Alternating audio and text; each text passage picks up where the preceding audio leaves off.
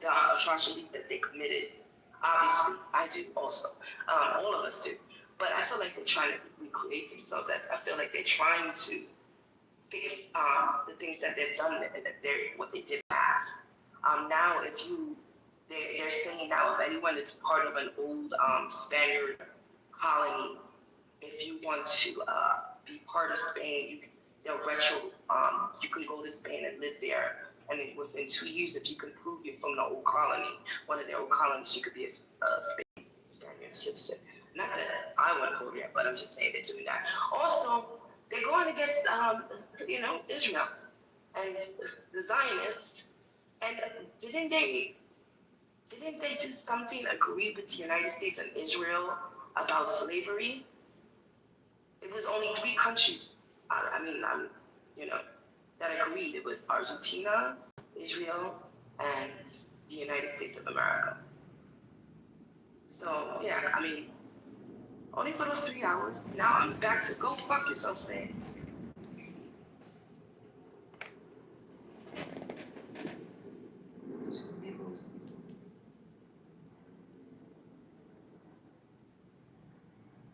That what I'm trying to convey, all right? But listen, if you're gonna let him up, at least let me finish what I gotta say. She doesn't fly type. No, that's okay.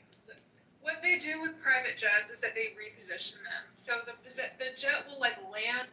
Same thing. Like we don't protect our kids, fam. She fast. Like, it's easier to keep stuff we know, right. We know, like, the reality is, and it's our reality, yeah, some of these little girls is fast, but that don't excuse, like, the predators. You see what I'm saying? Let them be fast with kids their own age. You see what I'm saying?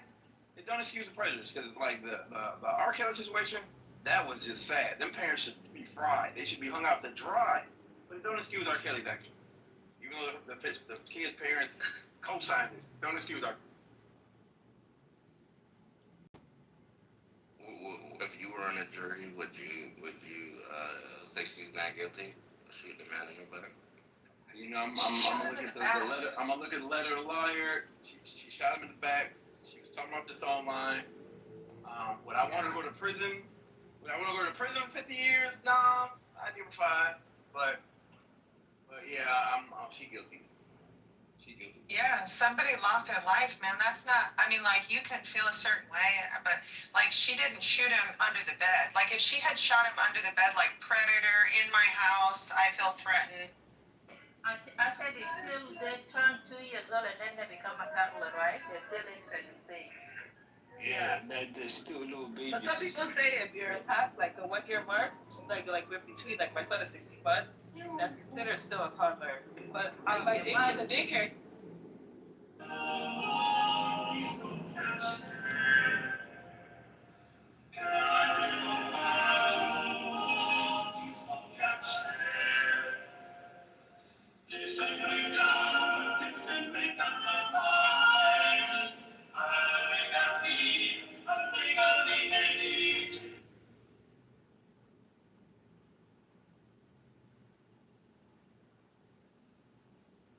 No. It's just that when you're listing stuff, if you have more than 2 kids, I may have been at a dinner with multiple kids the other day and named all of them except the one I was calling. Oh, how you know I'm listing a kid? How you know I'm listing a kid? But Adam's point was that people don't know Antarctica in particular, which was the third one she said. Anyway. Jacob, take a shower. Jacob looks like a dirty bum, and probably smells like shit. Fingernails probably dirty. I doubled it. Ooh, Jacob smells like a shit.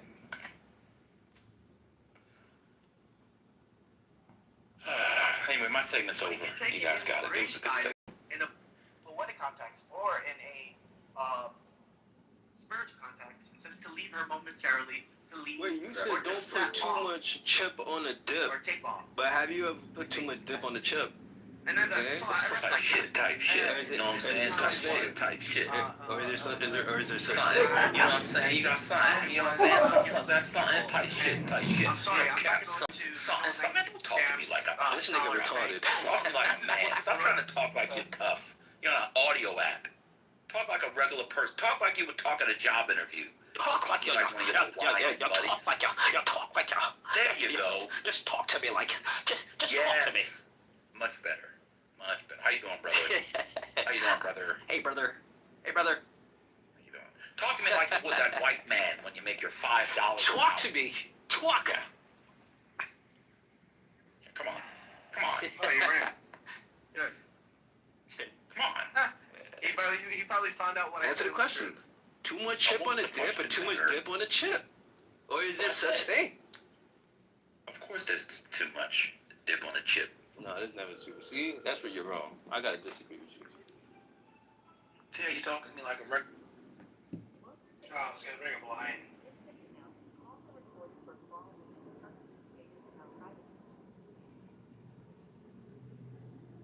Para español, oprima el ocho. And that's not going to happen because every time that's happened in the What's the past, issue you're calling the about? Jews have been fucking persecuted, fucking wiped out. It's just not going to. High-speed internet? I used the number you are calling from and found an internet account. Is that the account you are calling about? No. So I can help you. What's the account number or phone number on the account? There is none. That's fine. No problem.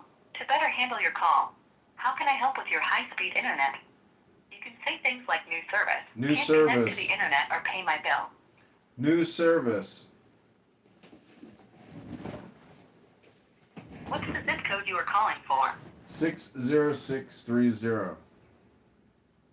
Thank you. 1 second, please. Which are you calling about? A personal or business account? Personal.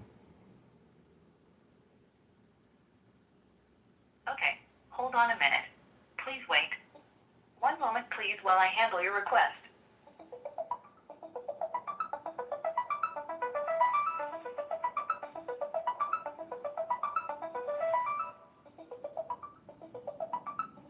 To help me verify access to your account, please say or enter your 4-digit account passcode. I don't have it. All of our agents are assisting other callers. I can text you a link to chat with an agent. Press 1 to chat, or press 2 to decline. We have your number as 31249805117. Press 1 to receive your text message at this number. Okay, that text should be coming in shortly. Thanks for calling.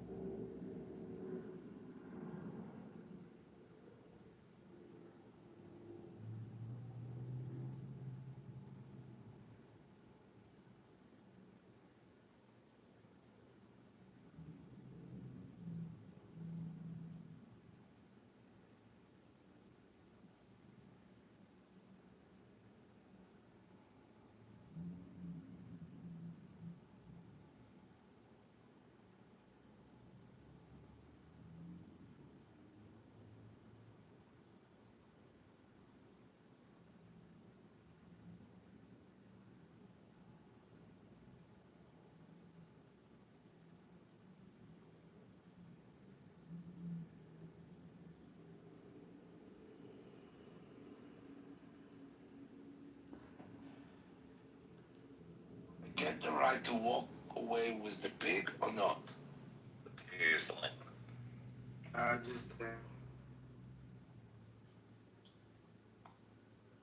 Hamas attacked Israel on October 7. Israel fought back. Israel won. The Matrix. I said I think Israel. was getting at is like if the bus is attacking us, can we? I think that you're in the Matrix. Rich, you're in the matrix or so.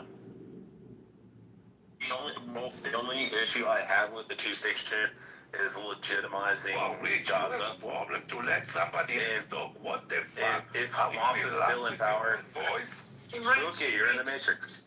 Rich, it is you. It is you Now you're that in the are in Matrix. the matrix. Are you in fucking love with your voice or what? Let somebody else fucking talk. You are in the Matrix. Go ahead, Shuki. Yeah, but you are too. No, Rich, we can't hear you. Rich, we can't. Oh, I thought it was Shuki. Sorry. No, can you hear me now, Rolf, or no? Yeah, I can hear you. So I think the only my sentence or no? Oh my God, you went in the Matrix and I went in the Matrix. No, let's check it. Let's do this. Go ahead, Do this. Shuki, finish your sentence, then Rich, you can continue after. Okay, sorry. The thing of it is, on October 7, a war started. A war that not Israel started, the Palestinians started. Israel retaliate, respond, call it however the fuck you want. She won. The land belongs now to Israel, meaning the so-called Palestinians, what you pronounce, lost. The land also. And if you don't remember that, then let me remind you. Between 1948 to 1967, the Gaza was belonged to Egypt. In 1967, the Six-Day War, Israel won. Israel took over the Gaza. Between 1948 to 1967, Egypt did not declare Gaza as a Palestinian state. Egypt did not declare Gaza as a Palestinian land. It was Egyptian land. Then tell me why anybody on this earth supposed to declare that now it's a Palestinian state or Palestinian land, for that matter. Well, yeah, thank you. You've just summarized the history of Israel from about 1917 onwards in a very lucid way. That is the exact mentality that took hold of the original Zionists. Many of them just wanted a peaceful land for the Jewish people to be not persecuted anymore. They just wanted to be left alone, live in a place. They had a few candidates, but the most obvious one was the land of Jerusalem, right? Where they have connection, their roots. The diaspora wanted to return to the Holy Land as they perceived it. So it made natural sense. And the Balfour Declaration, which the British wrote, was basically saying we are proposing a land for Jewish people to settle there, and they should not impede and harm the rights of the indigenous people, right? That was the plan. It was a very nice plan, and there were utopians and liberals and religious and atheists all agreed on this plan, which seems like a fair plan. But historically, though, over time, because of various conflicts, the more aggressive nationalistic types got more and more influence and power. They were smuggling arms early on into militias, and gradually, as we know, conflict grew between Arab communities and Jewish communities. One thing led to another, and after each successive conflict, if we fast forward between then and now, if you just look at the progress since the agreed split occurred in 1948, where they agreed to do a sort of a 50-50 split, from there onwards, Israel has been taking more and more land through conflicts. It's been saying, we have a war here, we beat the enemy, therefore we take more land. And you just perfectly summarized that with Gaza. It was Egyptian, but because they had a conflict, Israel took it and said, now it's out de facto, we won, so we get to claim it, which is what they're doing in Lebanon now. they create a security zone. They advance into Lebanon. Yeah, I know a lot of push-ups. Oh, by the way, Triceps.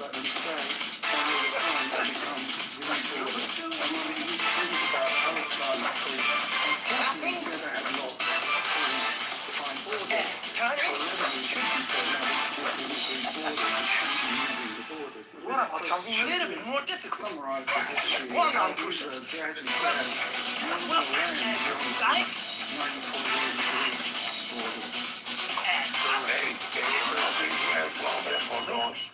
I wonder if I can jump and clap behind my back.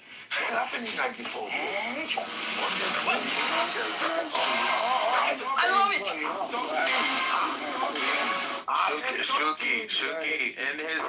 Shuki, in his defense, we agreed to have like a mutual conversation. Like, not like time, Yeah, like, but you be quiet, I be quiet.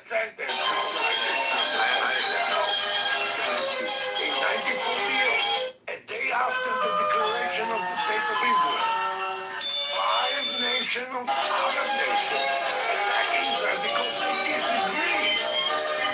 They agree that the country Israel. Israel did not attack Israel as a defense. In 1956, Egypt attacked Israel, not Israel attacked Egypt. So if you attack me, and I'm defending myself, and getting over you, whatever I took, it's mine. Israel never opened a war. Yeah, Do your research. I Israel have never researched it stopped the very war. carefully. I've researched all of this. Obviously very not, carefully. not that No, I carefully. have. And then you're missing out part of the story here, because when the United Nations voted to agree to partition Israel, guess what? Not everybody agreed with that. Many nations did not agree. Russia, the USSR didn't agree until they were pressured, and for some reason they flipped at the last minute and voted. That was a crucial vote that approved this plan. And the Palestinians didn't get a say in this. The USSR was not on the UN Security Council at the time. The USSR was Green, let him finish. Jeez. Yeah, that may be correct what you just said, but moving on, the crucial point I'm making here is the point I'm making is on an international level and an internal level, at both scales, there was strong disagreement on this topic. Internationally, many countries to this day never recognized that agreement that the UN voted on, and many Palestinians thought this was an outrage. Why should we, who were living in this country all this time, now we get this division imposed on us where half of our land is taken away from us? And that's why they would have fought. There would have been militias who would have fought. This would be normal human nature. If the British were living there for 500 years or even 100 years, and the French came in and just said, guess what, guys, we're taking half your land, just deal with it. It's a fair offer. Don't fight back. You think British wouldn't fight? I think the British would fight. Hey, Rolf, one thing I was going to mention, because I know Shuki's done now. Hold on, Shuki. I was just going to say this. The only problem I have with the two-state solution is legitimizing Gaza while Hamas is there, or at least the ideology. Even if Hamas is destroyed, if the ideology still exists, then it legitimizes Gaza to become its own state. If it becomes its own sovereign state, then it has more legitimacy to then have foreign nations fund them and supply them with munitions and weapons and stuff. And my thing is, I think the only two solutions is, one's like a fanciful utopian, Jesus comes back and creates, or the Messiah or whatever, comes back and creates like, a utopian society, and everybody just gets along, and, God wipes out all the bad people and we all just get along. I don't think that's going to happen anytime soon. Hopefully it does. Cross fingers. The second option is that either the Palestinians in Gaza relocate because they can't be civilized and they can't fucking just live next to the Israelis, similarly how most of the people in the West Bank, for the most part, do. I mean, they drive around in nice new cars and they live pretty decent lives and shit. I'm not saying it's like living in New York and shit, but I look at videos of people driving in the West Bank, and I'm like, holy fuck! I'm like, look at all the Palestinians driving nicer cars than I drive, and nicest cars they drive in Manhattan. I don't think that's a realistic solution to remove them. I think the only actual solution is to decimate the fuck out of Hamas, do the same thing that they did in Japan and Germany, which is after the war is completed, to have some type of military presence there and keep them civilized until their culture evolves to the point where everybody just gets along, where they have close relations, similar to like Japan. The Japanese were willing to fucking throw their babies off cliffs. The Germans were willing to storm the beaches and every fucking invader coming in, and were wanting to slaughter everybody that they disagreed with. And eventually we won the war, and we installed our military there and our fucking force, and we forced them to, civilize. Similarly, like I said, Germany. If you look at like Korea, if you look at, they didn't allow for the communists of the North and Korea to stay there, Seoul and Busan and stuff. They either threw their asses in fucking prison, and they let the rest of the people evolve. The same thing with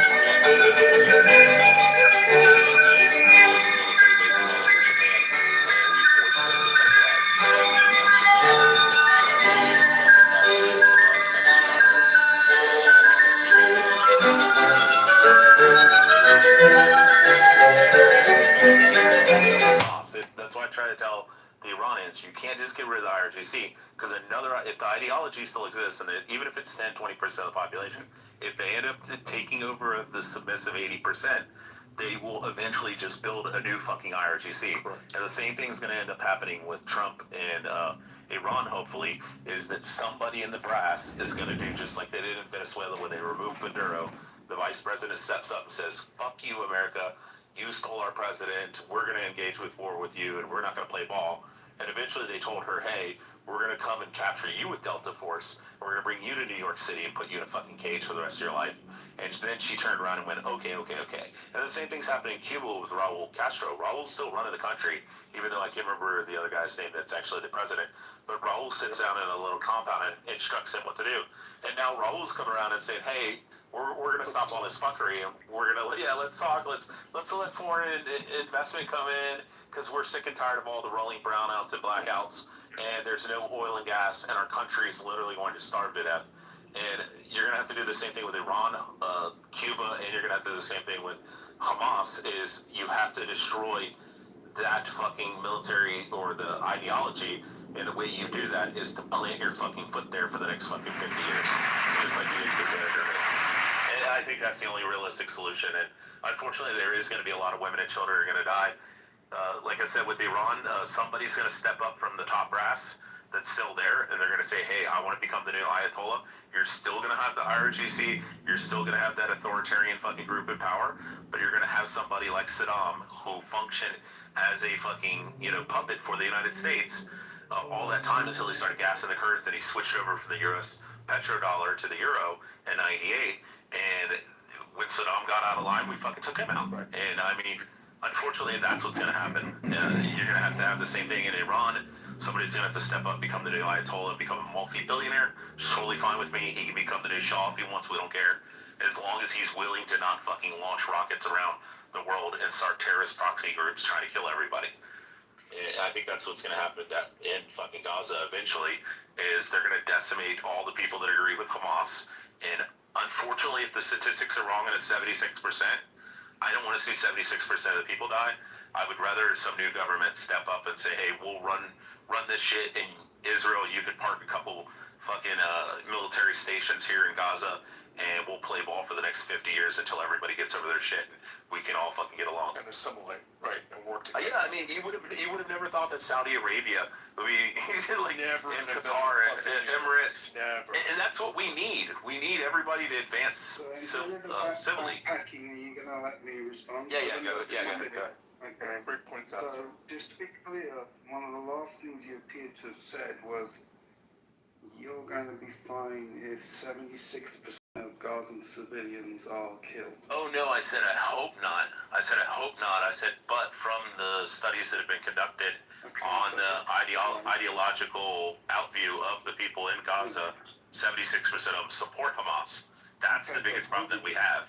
Okay, Okay, so just to be clear, you're not sure what to do about people who have an ideology, right? You don't want to be... Oh, no, I have a solution, which is, like I said, to mark a couple military bases there in fucking Gaza and rule them with an authoritarian fucking hand for the next 50 years like we did Japan and Germany. What you're saying is that tiny strip of land... Same thing we did in Germany and Japan. ...by Israel with a wall around them, completely monitored and policed by Israel, constantly 24 hours, all of their... No, I'm talking about IDF soldiers. How could it need more? No, Rolf, you're misunderstanding what I'm saying.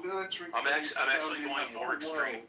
Rolf, I'm actually going, real quick, I'm going more extreme than what you're actually characterizing me. Yes, I want IDF soldiers like we do in fucking Germany for the first fucking 20, 30 years. Where we had military bases all over the place. We did not have U.S. troops patrolling the streets in Germany. I was there. You had U.S. bases. You were there in the 40s and 50s? Right. No, you said 30 years after the war, which brings us into the 70s. Yeah. I was in Germany in the 70s. We didn't have military outposts. We didn't have military outposts. We didn't have military bases. We didn't enforce with a heavy hand that the Germans had to stay in line and couldn't build back the Nazi ideology. No, there was no oppression. There was no policing. The U.S. bases, and it was divided up into UK and U.S. zones. I visited the U.S. zone many times, and they were very integrated in the community. Yes, I had lots of friends, I had lots of family members that were in Germany during the 60s and 70s, family members, like great uncles and stuff.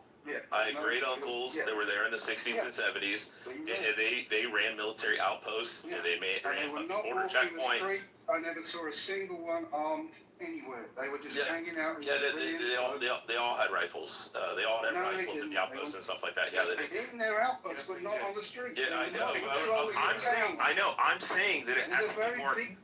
Rolf, I'm trying to explain to you. It has to be more extreme. Hold on, Shuki. I agree. It has to be because Germans are Muslim terrorists. To murder American soldiers on the street, as opposed to Palestinians that trying to murder Israeli soldiers on the street. Okay, I've got 5 That's what I'm minutes. trying to get at, because the ideology is so much more strong. I've got 5 more minutes and I want to wrap up. No, they are not I've got 5 barbarians. more minutes. It's the Muslims. They are European and they are not barbarians. Blah, blah, blah. The stuff humans are like. No, Rolf, I agree that the Muslim ideology is worse than the Nazi ideology, and I think that we are going to have to have a police state in Gaza until eventually they fucking chill out. Right. And if we have to remove all the fucking Hamas members and put IDF soldiers on every fucking street corner in Gaza for the next 30 years, I'm fine with that. And the people that want to fuck around, they can find out and they'll get shot. You keep talking over me, that's fine. The Israeli I agree that your characterization is far worse. Ideologically than the Palestinian. The Israeli culture, that's psychotic, maniac. I agree that my position is worse than what you're trying to characterize. You're trying to say, oh, it's A. I'm trying to say, no, it's B, and B is actually worse. Right. Like fucking stupid. You're going furthermore. Yes, he's like, oh my God, you're saying they should have military bases. I'm like, no. They should have IS soldiers on every fucking street corner in Gaza for the next 30 years until the next generation comes along and goes, maybe we shouldn't fucking fight. Maybe we should just like buy Mercedes and BMWs and like eat fucking shawarma and hummus like all the people in the West Bank. Like we should just chill the fuck out. I agree with a police state for the next 30, 40 years. And he's like, but they didn't do that in Germany. And I'm like, yeah, but the Muslim ideology is worse than the fucking Nazi ideology. And it's worse than the fucking Japanese, because when we dethroned their fucking emperor, then they all chilled the fuck out. Like, we dropped 2 atomic bombs, they chilled the fuck out. And we stationed fucking military bases all over their country, and now they're our closest allies. And now they don't fucking cause any problems. And that's what we gotta do in Gaza. Yeah, right. This is what we did in Japan. Twice. Then they chilled out Rolf. Unfortunately, Gaza's too close. America did in Berlin. They flat Berlin also. Yep. And can I just say something? In this case, you cannot do it because you have Pakistan. If you do that, Pakistan will do that to Israel. About the nukes or about the police state? They're both. Oh no, the police say we can do. You know why, CJ? You know why Israel can do that? Do you want to know the reason why we can? Because the United States. Because the United States. I know, CJ. I'm not screaming. I'm talking. I'm talking. I'm sitting outside smoking a cigarette. Listen, you fucking faggot. Shut your fucking revert fucking mouth. You're American. I know, listen here. So that's exactly my point, is that the United States has contingencies. If you go watch the Sean Ryan show, he was talking to a woman who's an expert in thermonuclear weapons. I know, shut your mouth. No one cares. No. Somebody mob me up so I can beat him. If you don't shut the fuck up. I know, you're going to go to the audience. I will I'll just talk to the fucking rest of the room. I'm fine with that. The contingency is that Sean Ryan was asked, he asked the woman who's an expert. Alright, move to the audience. Yeah. Move to the audience. It's been real, but take it easy. Okay. Yeah, so the contingency is that he asked her, he said, what if North Korea actually fires an intercontinental ballistic missile at the United States or one of our territories? And she said the automatic contingency is, I know he's got the RGC flag, it's crazy. But the automatic response is we have a contingency that they will fire 82 thermonuclear weapons at North Korea.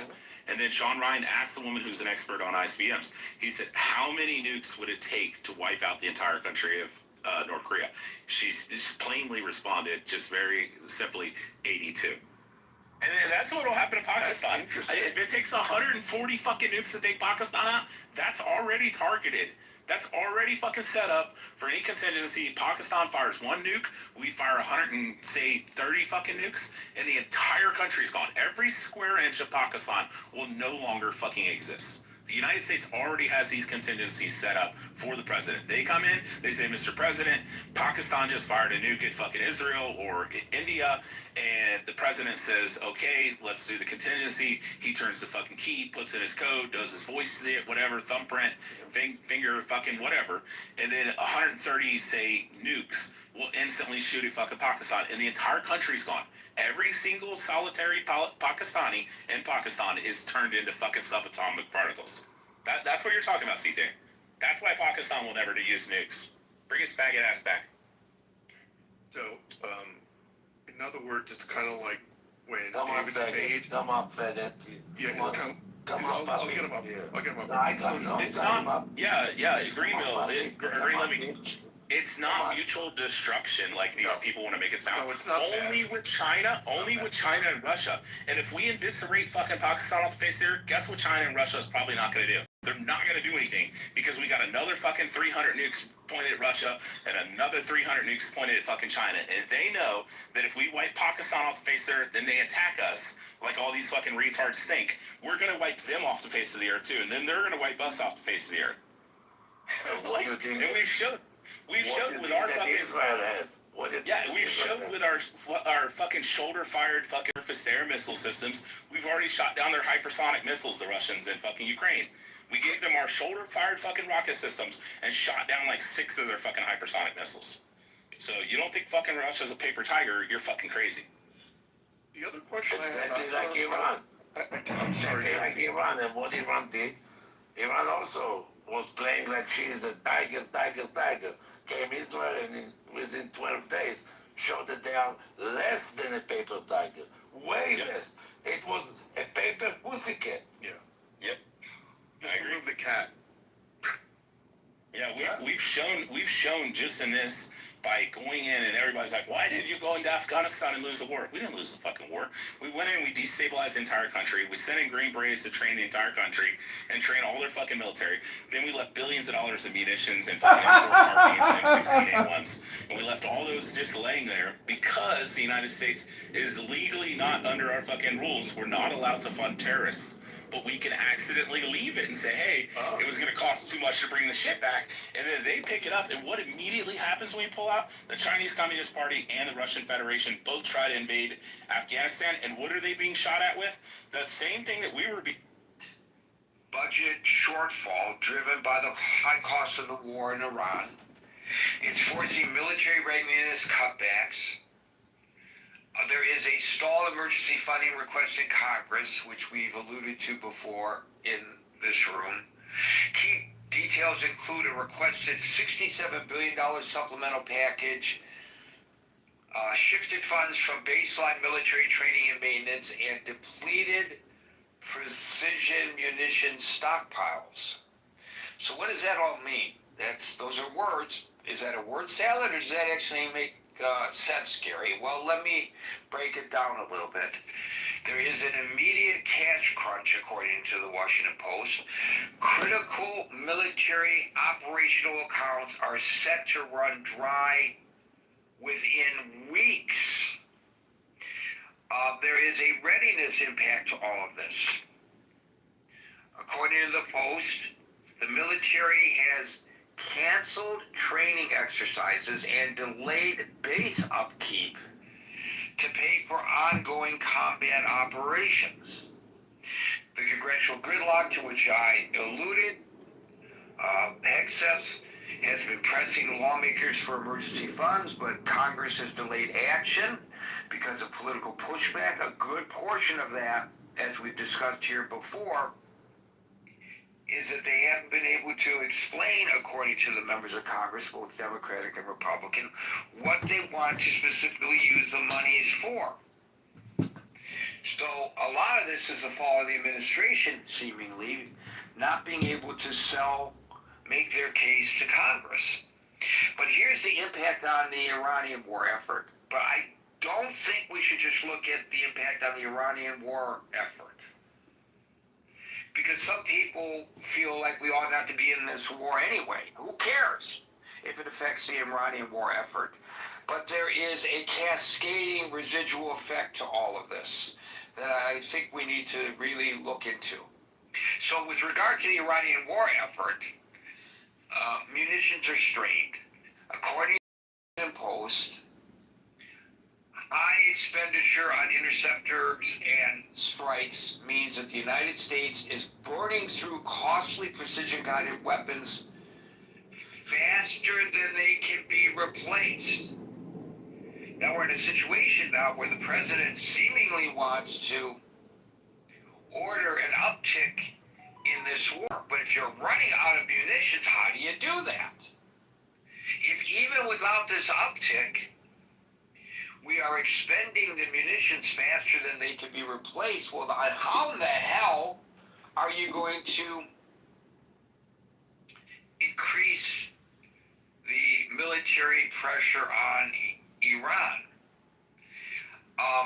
The Post also reports that while the United States military remains active, a lack of flexible cash forces reliance on shifting funds from other global defense priorities.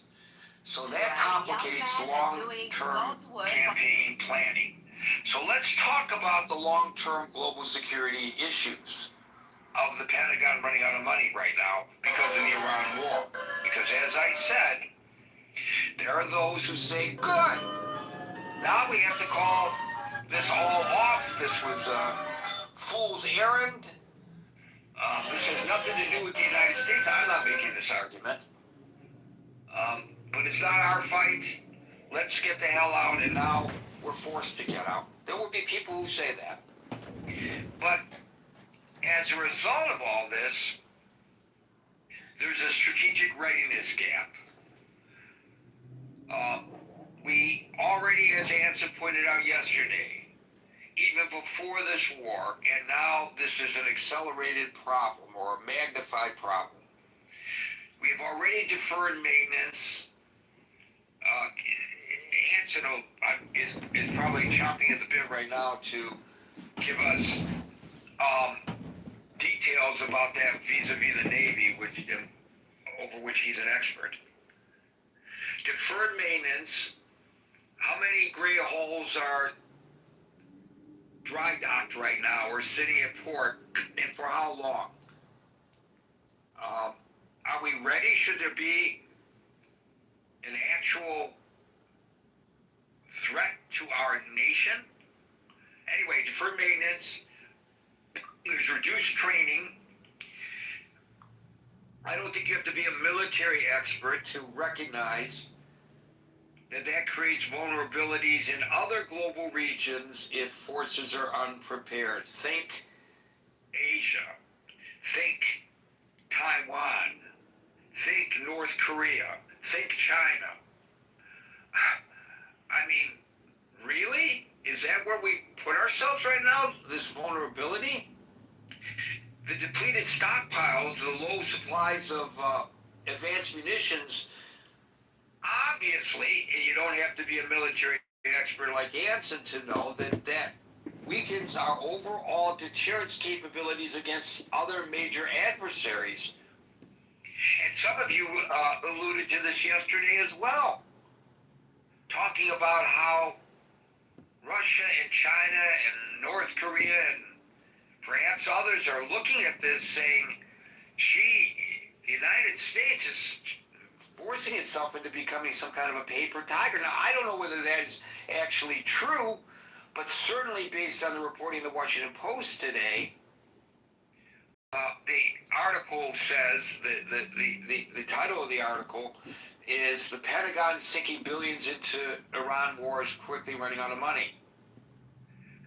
Their lead is the Pentagon faces an urgent budget shortfall caused largely by the war in Iran, with some critical lines of funding set to run out within weeks. That's the top to their story. And there is a cascading effect beyond the military, right? And again, I'm not an economic expert, but I don't think you need to be one to recognize that massive wartime spending adds pressure to national debt limits. It affects domestic budgets, and perhaps most importantly, I feel, this is Gary's analysis, there's a potential restricting of future defense agility. Not good is how I would rate this. NG, not good. So the question is, presuming the Washington Post is correct, the Pentagon is running out of cash. But I ask the question, is the Pentagon running out of cash? And of course, implied here is, what the hell does that mean and what do we do about it? So with that introduction, I will start grabbing you guys and demanding that you speak into the microphone. And I will start today with Scott, followed by... Yeah, I actually read this article and did I was going to do a room about it earlier today because I thought it was really interesting. Yeah, I mean, headsets kind of got to go hand in hand now, apparently to the hill. Yeah, I think this is the realities of war, right? And war is not free. And I mean, I think there's a twin factor. A, as you said, guys, the war is unpopular. And no, that doesn't mean it's wrong. I mean, you know, or right. But I mean, you have to factor this in. I think that one thing any commander-in-chief now, for the foreseeable future, has to take into consideration is that you take military action in the wake of Afghanistan, which we left the hard way, Iraq too, which was wildly unpopular and largely looked at as a failure. If you were doing this stuff after Iraq One, it's very different, right? After Iraq One was one of the most,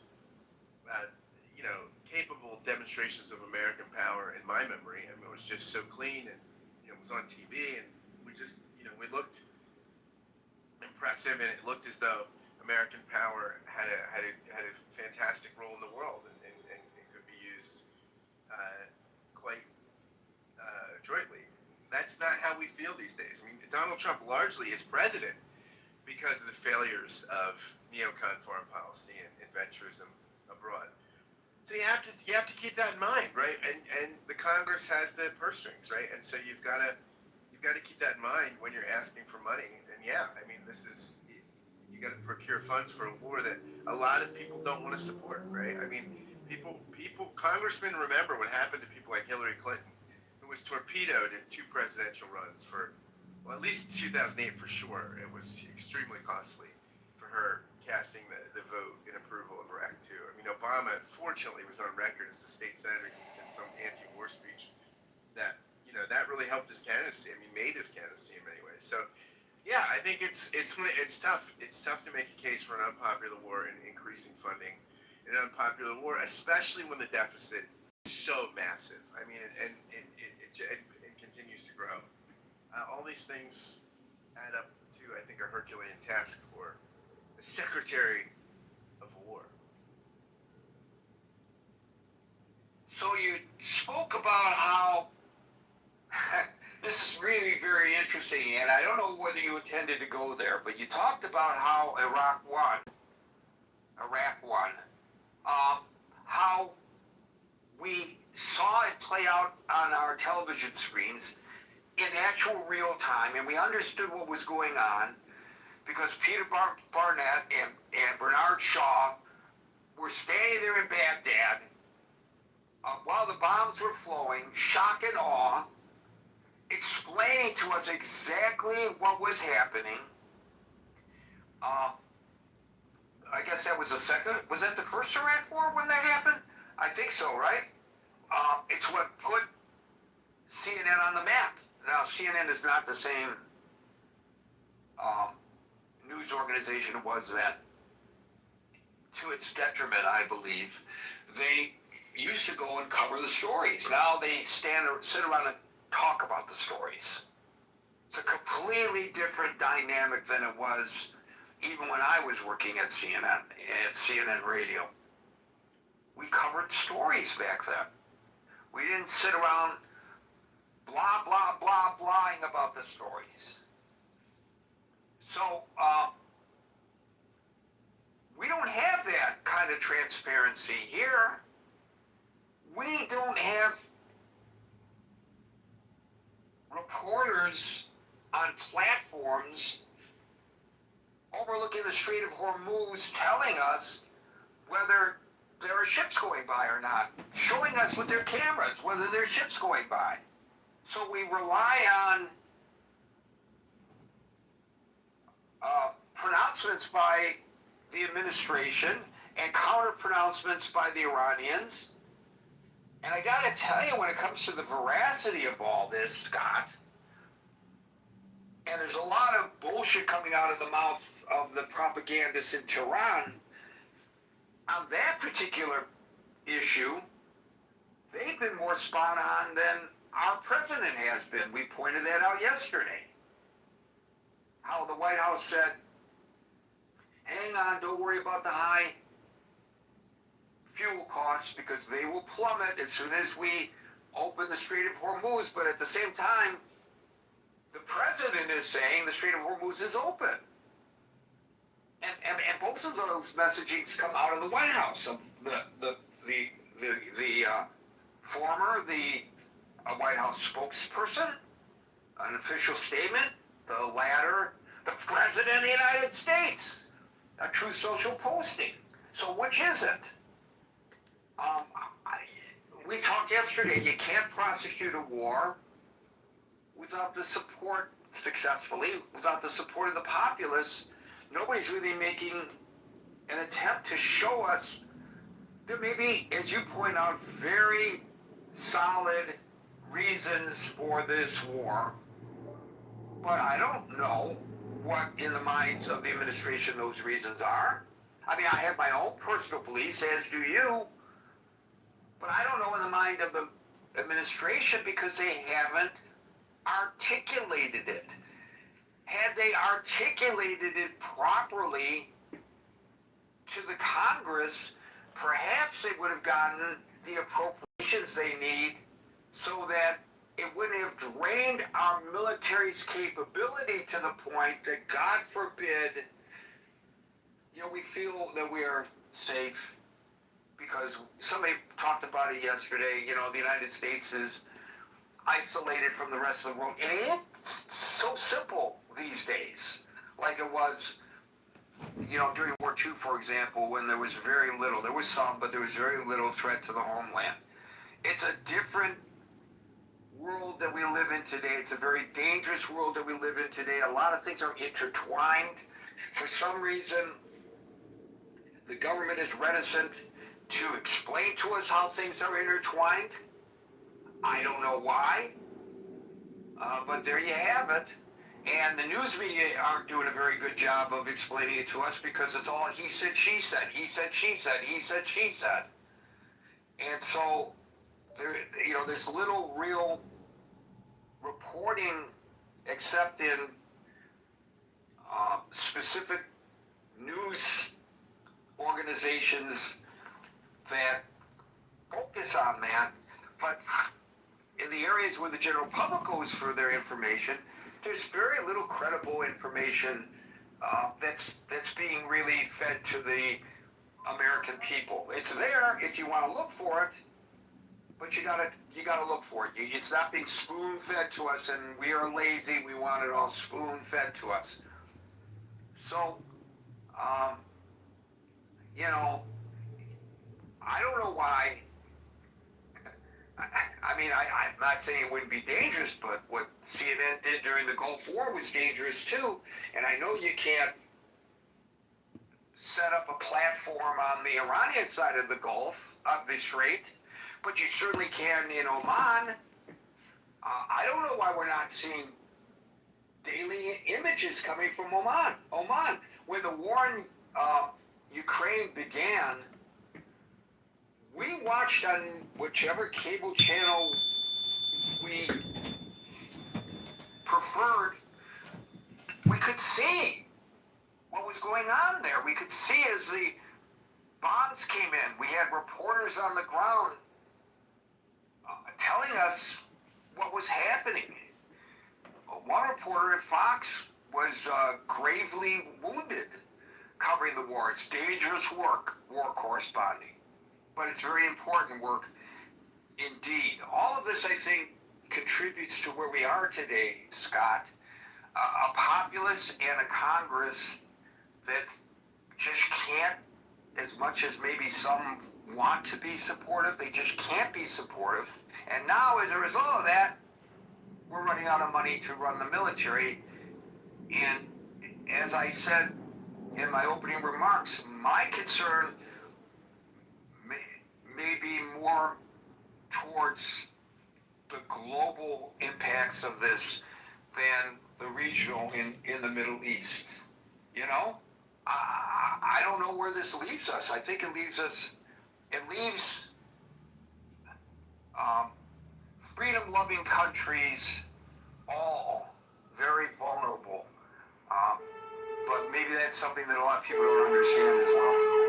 Yeah, and I think, I mean, this is interesting, right? Because not do you engage, this administration engage in a military conflict in a post-Afghanistan, post-Iraq world, country, but also it's in an age, I mean, there's a skepticism about international institutions. It's one of the reasons I think Trump got elected. And also, he's damaged the relationships further with those institutions, right? So, I mean, it's tough because we also have to go it alone, right? Which increases the cost of these kinds of endeavors, right? So, yeah, I mean, it's a big matzo ball gang. I don't think it was very nice of you to denigrate matzo balls that way. I'm a big supporter of matzo balls. Thank you, Scott. We'll go to Anson, who I'm really interested in hearing from today, especially, followed by Aiden.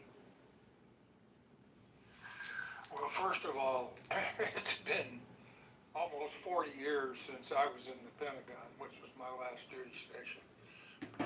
So I'm not an expert on any of this kind of stuff now. Is the Pentagon running out of cash? I doubt it.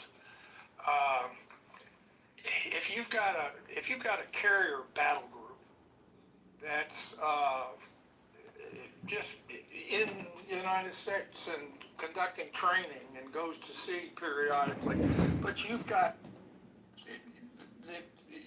the personnel, whether they're in the Gulf or whether they're sitting in Norfolk, you're still going to have the cost of the force, the cost of doing maintenance, et cetera, et cetera. So the reason the war is draining money out of the Pentagon very fast is because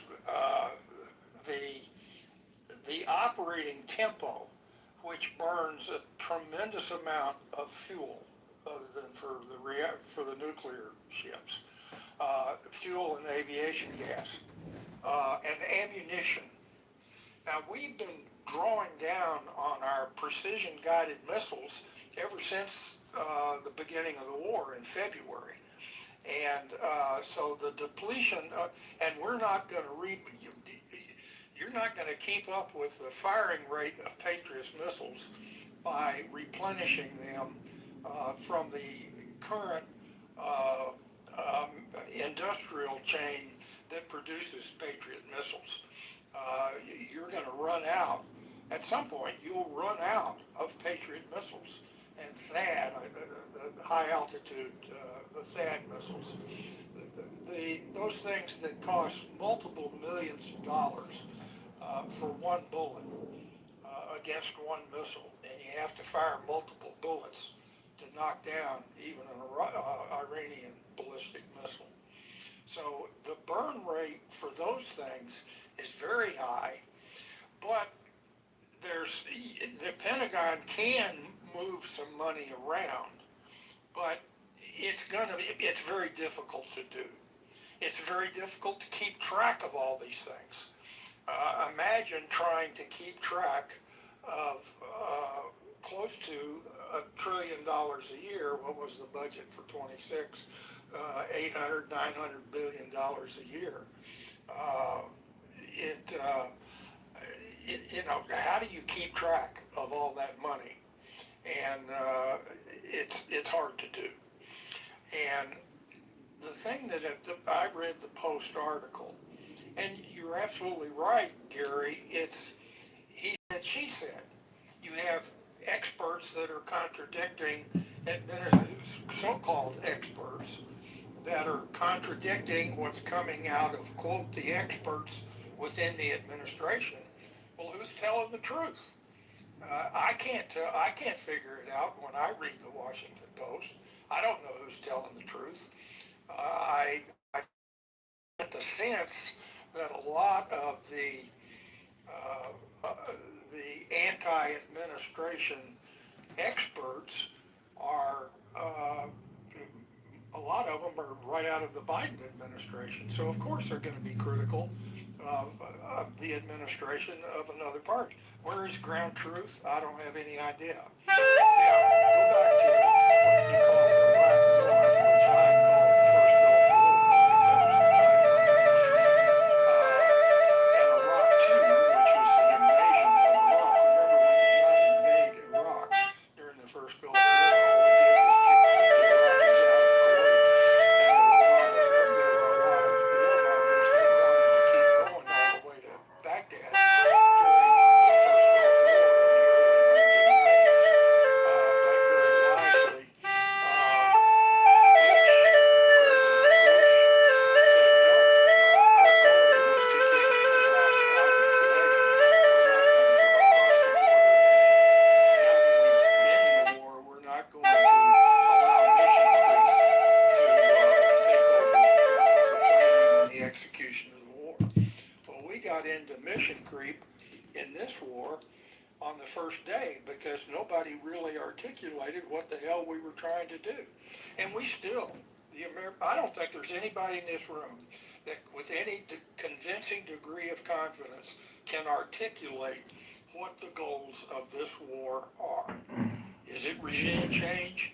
Is it, is it something to do with nuclear weapons? Is it the freedom of the seas?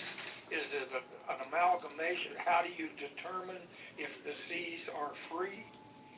And as far as people on the scenes, Gary, to take pictures, the second Gulf War was the first time, I think, that we actually embedded reporters on the front lines. Remember, and they were in Baghdad. We saw pictures of bombs going off in Baghdad. Shock and awe was Iraq II. That was the invasion of Iraq. Shock and awe was not articulated by anybody during Iraq I. Iraq I was the first time we saw pictures after the fact of precision-guided missiles hitting trucks and tanks and small buildings and that kind of thing. That's the first time we ever saw that kind of imagery coming out of war. And today we're seeing it. CENTCOM is publishing those photographs. But what do those photographs mean? I can't tell. I can't figure out how many days have we been since the MOU went south. What is it, 11 days now that we've been executing air raids on the nation of Iran. And I think almost all of those, pretty much almost all of those, have been along southern Iran to try to somehow prevent them from closing the Straits of Hormuz. And we've been unsuccessful in doing that. So you could take, if you chartered helicopters in Oman, you could take pictures of ships moving in and out of the straits or not moving in and out of the straits. But those pictures, again, they have to be interpreted by people that know what they're talking about. We've had it was a report that an oil tanker was hit by, quote, unidentified objects, caught fire, the crew got into lifeboats and abandoned ship. And we haven't seen picture one of that, nor have I heard the United States acknowledge that in fact has happened. I don't know whether it has or not. I don't think any ships have been sunk. And I think a few fires have taken place on ships, but I don't know what the freedom of navigation looks like in the Straits of Hormuz right now. The other thing that was so astounding to me is the House is getting ready to go on a month-long vacation. Well, here we are needing cash in order to continue to conduct a limited war to some extent, and Congress is going on a month-long vacation. Is that not astounding? And if you were going to go on a vacation, anybody in this room, let's say you were going to go on you had a budget for a $10,000 vacation, and you planned your vacation, but then you kept changing where you were going to go and how long you were going to stay, and rather than a 2-week vacation to Europe, you decided you were going to go to Russia and you were going to go to China, and who knows what the budget was for the vacation. You're just spending money out of your trust fund or wherever it is. You cannot budget a war if you don't know what you're trying to achieve in the war. You can't even accurately budget a war when you know exactly what you want to achieve, but you can get a much greater feel for it. And finally, the people, the people that are opposed to the war, they want the Pentagon to run out of money. They want the war to come to a close this week because they don't have enough money to buy gasoline to put jets in the air over Iran. Is that the right way for the nation to be engaged in armed conflict? Of course it's not. And it's astounding that it's continuing to take place. The Pentagon doesn't know where the money is. They're not sure. They're not exactly sure what authority they have to move money from one bucket to another, and you'll have lawyers on both sides screaming at each other, saying, "Yes, you can. No, you can't." It's astounding, and it's just a perpetuation of the frustration and the angst and the anger and the disgust that I expressed yesterday. And I don't see us. I don't know how we're going to come out of this thing. I think if the Democratic Party has their way, we're going to have to withdraw 2 carrier battle groups from the Middle East because we don't have the money to support 2 carrier battle groups. And we certainly don't have the money to buy the bullets needed for the carrier battle groups. Is that the right way to conduct an armed, the use of our military? Of course it's not. And yet we're doing it. So be it. I don't know what else I can say other than to sound frustrated, which of course I am. You know, even the sinking of the Lusitania, which led to World War One, there's one image that survived. It was water damaged, it's blurry, but there was a, this is 1915, ladies and gentlemen, a guy named Robert McCormick, who was a passenger in the wireless operator. I'm looking it up to remind you about all this. He took 5 photos with a pocket camera.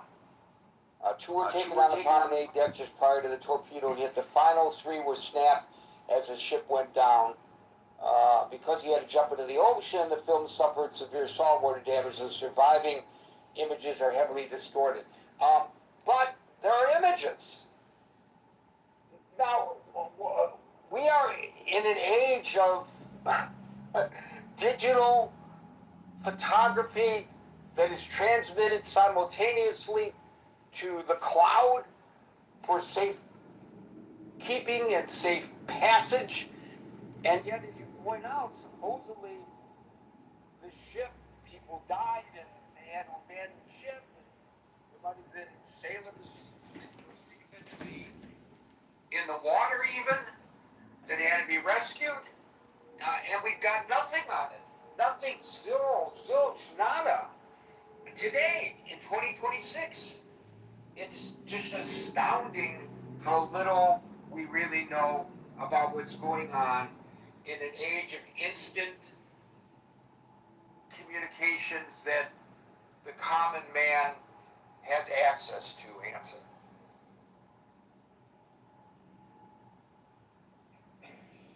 I'm not sure pictures, a picture of a sinking oil tanker would be used, I suspect, not to perpetuate, continue the war. I think it would be used as an excuse to to just get the hell out of there and let somebody else figure out how to enforce freedom of navigation in the Straits of Hormuz. What if we were able to get a picture of an Aegis class cruiser with sailors in lifeboats, and the bridge and the superstructure of that cruiser was engulfed in flames, and we don't know how many died, but you can bet that there would be hundreds that would be dead. Would that cause us to continue to prosecute the war, or would that reinforce? Let's get the hell out of there. Let's pull clear. We're not going to do anything. We're not going to execute any other military action anywhere near Iraq or in the Middle East. We're going to withdraw to the bastions of the United States and let somebody else worry about it. That's there are people that want to see us do that. I don't, but there are plenty of people that would love to see us do that. But at least we would know what's really going on. It's just, as you said, he said, she said, who do we believe? Does the United States Navy have the ability to fully enforce a naval blockade against Iran? And does the United States Navy have the ability to ensure safe navigation for all ships going through the Straits of Hormuz? I think the answer to that is no. I don't think we have the military capability to be able to do that. To say that I don't think we have the ability to do it, not on a sustained basis. And that's what Iran, that's what Iran is betting on, that they're going to keep creating brush fires, so to speak, in and around the Middle East. And at some point, the United States is just going to say, well, we've run out of money. Congress is on a vacation. They won't give us any more money. We can't pay for the gas, the bullets, and the people. So we're going to withdraw all of our naval forces and our air forces back to permanent bases in the United States. That's what some people want us to do, and that's where there's some of the experts that are speaking as experts to try to achieve that goal. And there are other experts that want to put, want to go in for unconditional surrender with full up ground forces, multiple divisions of American boots on the ground in order to execute a regime change. That's as ridiculous as the alternative of let's withdraw to the bastions of the United States and let somebody else worry about the geopolitics. And I don't know where we're going to come out in between those two, but it's scary to think about. Thank you, Anson. We'll move to Agent, followed by Z.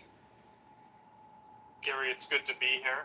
I just wanted to respond to the title. I know the Secretary of War testified the other day about, I think he said something on the order of $35 billion had been spent. It didn't seem like dramatically underestimated. Maybe it's we have prosecutions and misconduct or scandals or cover-ups. If you think about it, a lot of it's just budgets that's sort of normal operating expense. I understand this resolution. I understand the seriousness so of any time. Kind of how you look at it. Prosecutions It's in the trillions. Misconduct or scandals or cover-ups. The purpose of the military is for these war operations. So how much was spent, for what time, should how have much to pay more. that penalty. But I think us as a body, as a city council, I also believe point I kind of want to make is I think the kind of unlimited appetite. I think that almost the purpose of the U.S. attorney is appointed by the president and the United States Senate. The mission of the U.S. I think we in the 20th century or late 20th century and beyond has been being the global hegemon, enforcing global order through military strength, ultimately, backed ultimately by military strength. And so I don't think there is, in that sense, there is no out of money thing. There's so many levers that we pulled before the U.S. is completely out of all military resources. Aaron Delmar here, your candidate for lieutenant governor. I'm here in downtown Chicago right now, lose appetite for it. I'm outside much more to do usually with this one soldier, this one person died, or this one atrocity happened. It's been dragging on for 20 years. The problem's only gotten worse. Those sorts of things cause us.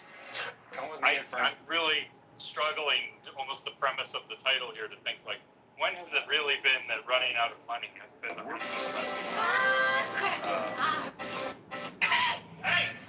meaningfully shifted its priorities when it comes to the war?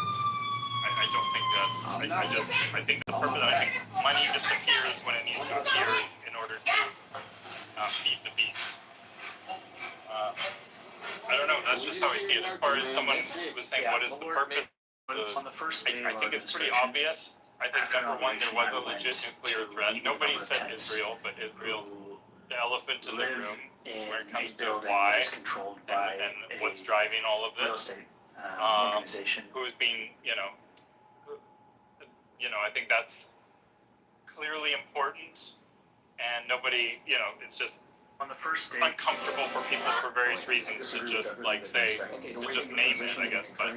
The U.S. is inextricably married to Israel, and now there's moves to merge the intelligence apparatus, the military apparatus, when it comes to giving benefits and recognitions to people. There's things that they keep trying to slip into bills that say if you've served in the IDF, it's considered equivalent to having served in the U.S. military, so for veterans benefits and things like this. So it's just. This is the way we're going. We sort of have a two-state nation in a sense. I think you're now crossing a line. Okay, I'll back up. I'll walk it back a little bit. I don't mean to get carried away on that, but the point is, this is important, but the other. So we've accomplished the nuclear objective, which was to maintain. Some stability in the world on a number of levels. And then the second thing is we've always maintained freedom of navigation. You know, we've been the navy of the world to maintain this. This is just, it's fallen on us. And if we allow things to go to hell, if we allow pirates to or nations to hold other nations hostage, especially allies, especially strategic resource-producing allies, hold everyone hostage or for ransom or whatever it is, credibility falls apart. The whole apparatus starts to disintegrate, and we're not. There's been some political camps. I used to be a fan of Ron Paul. I mean, in some ways I still am, but there's that. I'm not all the way. Certainly his way of thinking, which is like we should just be completely isolationist, let the chips fall where they will in the rest of the world, which would just be war and chaos, and it would be World War III, where everyone fighting amongst each other for the, to reestablish what the U.S. is providing ultimately, which is that splitting. So the U.S. has to step up. We're the only ones resourced to do so. We've had almost a sort of monopoly on naval enforcement. So if we let it go, then we'll let everything else fall. After we hang up the phone, and I don't think the U.S. is ready to do that. I don't think money then is no issue when it comes to this. And but the problem is, of course, it's very cheap. We're in this with the drone era. Don't have the will to do boots on the ground. Big Navy drive us to that point. It's really up to Iran. People running the RGC. They are apocalyptic. They're a death cult in many ways. And they want to push things as far as they'll go until they're all wiped out. And if we back down, then they totally win and they can dominate the region, right? And it's just going to be more war, because they're going to still be at war with Saudi, possibly. They're going to be at war with Israel, who they've, really pledged. Their mission is about destroying Israel. So, that's how it's going to go. So, you're between a rock and a hard place here. And I do think it's going to get worse, a lot worse, before it gets better, just because of the asymmetry that's present. And to actually get them to stop being able to choke off this region, it's going to take overwhelming force, unfortunately. We haven't built up to that yet, but I think we're going to get there. We're a totally peaceful thing. Because Iran is not a rational actor. Thank you. So I don't find it uncomfortable to talk about the Israeli aspect of all of this. The Iranian government has two statements in their crosshairs. The first one is Israel. The second one is the United States of America. Because of proximity, obviously, Israel faces an immediate existential threat on a daily basis from Iran, especially given the fact that they fund the terrorists in the Middle East who have been attacking Israel, including on October the 7th, most notably on October the 7th. But I think your comments about this, which I interrupted you over something that you said, and you backtracked on it, yes, is indicative of lack of understanding that a lot of people have I think it's time of we the just threat that drop the Iranian regime presents to the world, and how their ideology is such that they want to take over and force their theology, which is their politics, upon other nations of the world, including the nations of Europe. And anybody who has an understanding of the real threat that Iran presents gets this. It's real easy to reduce this to the headline, Bibi, you didn't say this, but Bibi made Trump do this kind of thing. No, it's far more complex than that. Every administration has recognized this threat. Each has a different approach to it for various reasons, and there is no good approach. The JCPOA was considered a compromise that at least kicks the can down the road. There are many who felt that that was not really addressing the problem, the issue, the threat that Iran presents. And by the way, the JCPOA was targeting Iran's nuclear weapons capabilities and aspirations. And that's not just Israel. All of the Gulf states fear Iran. These are Arab nations now, which Iran is not, but the Arab nations fear a nuclear armed Iran almost as much as does Israel. So it's a kind of almost a naive approach to the issue. Now, you mentioned bills in Congress to give American citizens who are IDF veterans benefits. There is one bill, not bills, one. And it was introduced by two members of Congress, both Republicans, one from Pennsylvania and one from Ohio, which aims to amend Title 38 of the United States Code. It would offer educational, it would not offer educational GI benefits, but it would extend specific active duty safeguards found that American service veterans enjoy for employment and reemployment rights under the Uniformed Services Employment and Reemployment Act. I'm reading this from the synopsis of, you can look it up, HR 8445, go to congress.gov, you'll read exactly what I'm reading. That are given to American citizens, would be given to American servicemen, would be given to American citizens who have served in the IDF. But so what? So two guys entered a bill, big deal. There's zero support for the bill in Congress. There are huge legislative hurdles. People introduce bills all the time that they know don't stand a snowball's chance in hell.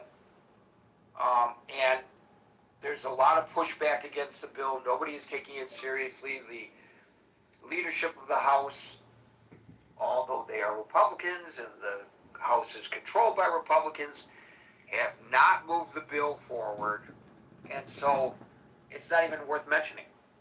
I guess you can mention it by saying, yes, it is a fact that such a bill has been introduced, but to suggest that, it's a serious attempt to extend and merge the IDF with the U.S. military, no, it's not an attempt to do that in the least. Even on the face of it, it would merge anything.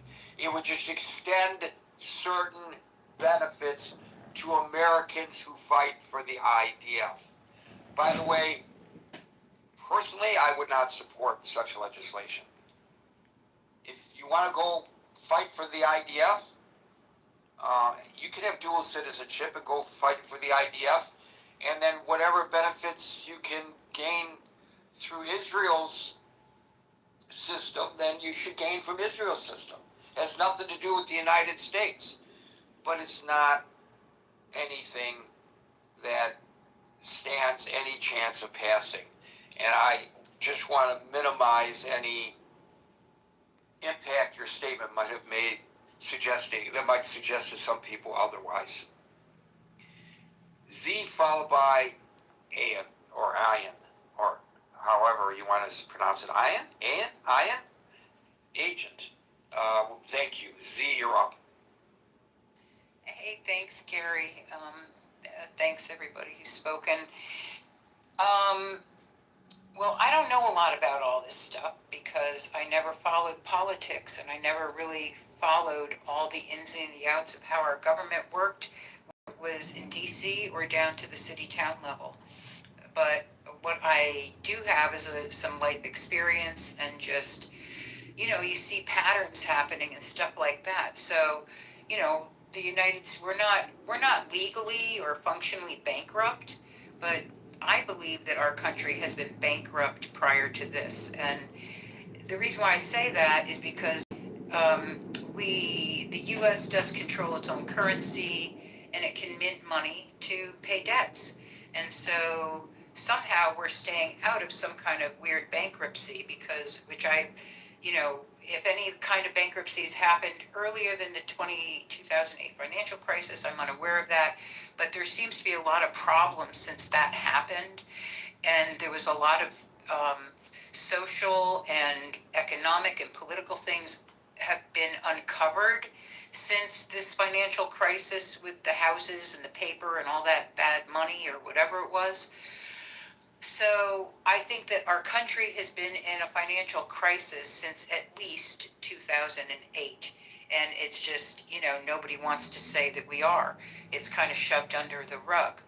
And so I'm not surprised that there's a huge deficit now. When I look at the numbers, it's hard to understand how the numbers got so high.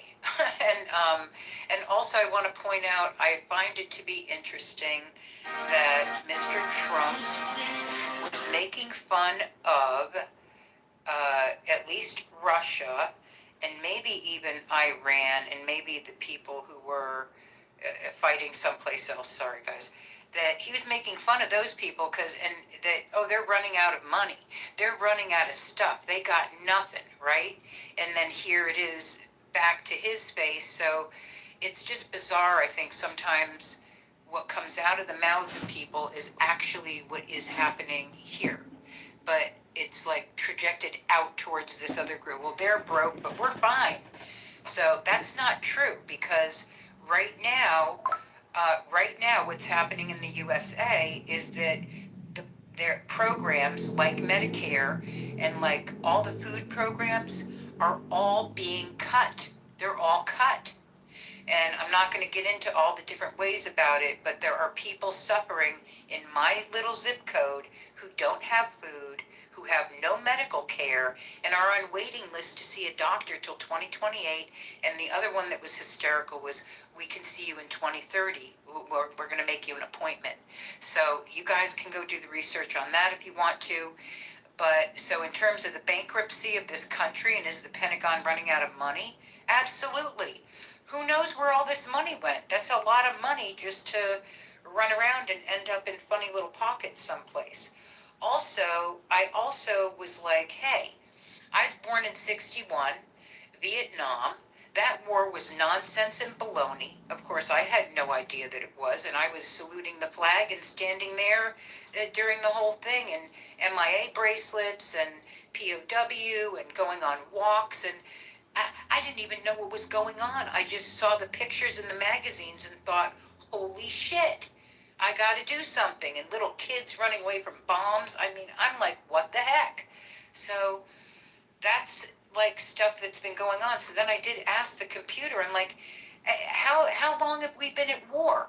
Well, what's going on with this country this country is warmongering everywhere. I don't know why, except that it seems like that in this country, the United States, the people in Washington are so paranoid and scared about whatever they've been doing and their dirty things they've been doing all over the place, that they're so paranoid and scared they got to go out and bomb everybody else. I know, Steve, you're laughing at me, and it's okay. I really appreciate you, and I've learned a lot from you. I am still kind of ignorant, and I'm learning. But the thing is, when I looked all this stuff up, there's a ton of wars. And if they're not called wars, they're called conflicts, they're called incursion. I'm like, who came up with this? So that now, as long as you don't use the word war, you can call it these other names. And I just can't even read them all to you guys. It's like, there's a ton of them. And I just wish that, I wish what everybody wishes. I just do not believe that we humans should be fighting each other to the point of our own self-destruction, to the point where you've got people who work their asses off their whole life who now can't have food, and you've got kids who are watching and listening to everything the adults are doing. That's on in every land. This is what kids do, you know, and it just makes me incredibly sad, very angry that this is, you know, born into a world of war, and it's still going on. But I'm grateful that I live in a country that I can say these things, and that I can disagree with people, and that I can make reports if I have to. Even if it, you know, I am grateful for anybody who laid their life down for people here, and that's a lot of men and women. And that's the other part, is it kind of makes me want to cry, because it's like disrespecting people who already gave their life, and we just continue to loop in this bizarre kind of insane thing while people say they believe in God. This is hard for me, so I just wanted to say that and to say thanks. And I really do love all you guys, even if I disagree with you. I'm learning, and we're going to have disagreements anyhow. So thanks for having me up, and to everybody listening, I love you guys too. And thanks for participating and being here. And I'm done speaking. Thanks. Thank you, Z. Well, straight from the heart for sure. So Medicaid and SNAP, which used to be called food stamps. Food stamps, yeah. Yeah, they experienced unbelievable reductions from the One Big Beautiful Bill Act, and I would think that people who lost some of those benefits would question why that act would be called the One Big Beautiful Bill, because to them it certainly was not. It's the largest legislative cut to health care and food assistance programs in U.S. history. I cut $187 billion with a B from SNAP over a 10-year window. And there are restrictions to who can qualify now. You have to work or attempt to work or something like that. And there are income deductions and immigrant eligibility bans. And SNAP Ed was a nutrition program, a program to provide nutrition education to low-income communities. In other words, instead of eating chips, this is what you should be eating healthy. Gone. Aid. I think you said Medicare, but I know you meant Medicare. Yes, no, Medicare has been cut. I'm not kidding. I don't know about Medicare, but Medicaid has been cut to by $1 trillion. $1 trillion. So, you know, I know that the United States has taken on, shouldered a lot of responsibility for maintaining the peace worldwide, and that's extremely costly. But if you look at some of the other nations of the world, you see that from the cradle to the grave, they take care of their people in a manner in which we do not. And if you look at the medical outcomes, there are some countries that you would consider third world. Oh, I would never go there. I hope if I ever travel there, I won't get sick. Well, statistically, the outcomes in some of those countries are better than they are in the United States. So we're not, I think there's some things we're not doing correctly. Thank you, Z. We'll go to Ann, followed by Steve. It's Ann like an Ann Rand, right? Correct. So I'm looking at usdebtclock.org. Total U.S. debt is at $40 trillion. That's $114,000 per U.S. citizen, and for the debt per taxpayer, it's $356,000. Total U.S. debt is at $113 trillion. The reason why I bring these up is because we've already lost almost 20 Americans fighting Iran and hundreds of U.S. soldiers injured. The cost is at over $100 billion now with this war. I know a lot of titles are clickbait titles, but truly, America has papered over our conflicts for well over 100 years, and we don't even win the wars. And if you look at what's happening in Russia with Ukraine, the Ukrainians just launched a massive blitz with hundreds of attack drones, and the cost of those attack drones are insignificant compared to the amount of money that we're pouring into our ineffective weapon systems. We have nuclear weapons. If we want to win this war and half of their country is in military garb, we could detonate nuclear weapons on the largest cities in Iran and devastate them and win the war overnight. But we wouldn't have to spend another 100 billion or lose hundreds of more of US soldiers. We could win the war with our technology, with atomics, with nuclear weapons. But do we have the willpower to kill millions of innocent Iranians? Do we have the will to win? We do not. But we have the will to fund a global military industrial complex, because it's not just American corporations, it's European corporations sucking at our congressional deficits. It's not just Americans profiting from this war, it is Europeans, Italians, Germans, French, British, all profiting off of our deficit spending. And so all I want to say is that thank God we have Donald Trump, because this is a pressure cooker. And we've ripped the bandage off, and every night we are devastating Iran with new, fresh attacks. And we will have the weapons and the will, as long as we have our glorious orange MAGA president, to exact the will of this war, which has been cooking for 40 plus years. And finally, we've taken out the most radical, evil Islamic terrorists on planet Earth. These aren't Japanese practicing Zen, flying kamikazes. These are apocalyptic Islamic terrorist pirates. And I am so glad that Donald Trump is our president instead of alcoholic Kamala Harris. Thank God we have a warrior president Well, I don't willing. know that there's evidence to support that she's an alcoholic. So She wasn't. She is an alcoholic. Didn't you see her 4th of July party photos and videos? She was swearing. She drinks gin and vodka all day long. But that's not important. What's important is that we're going to win this war, no matter how long it takes, or how many Iranians we have to kill, or how many hundreds of billions we have to spend.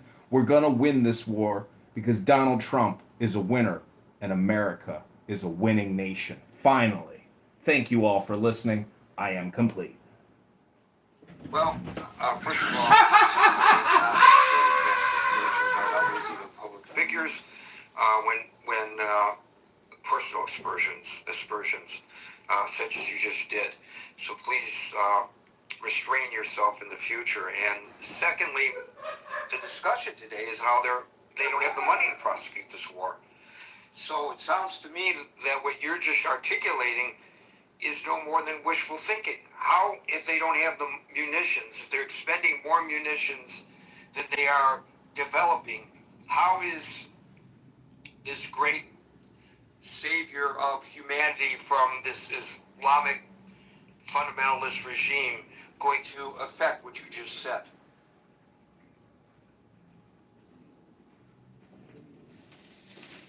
He's fired.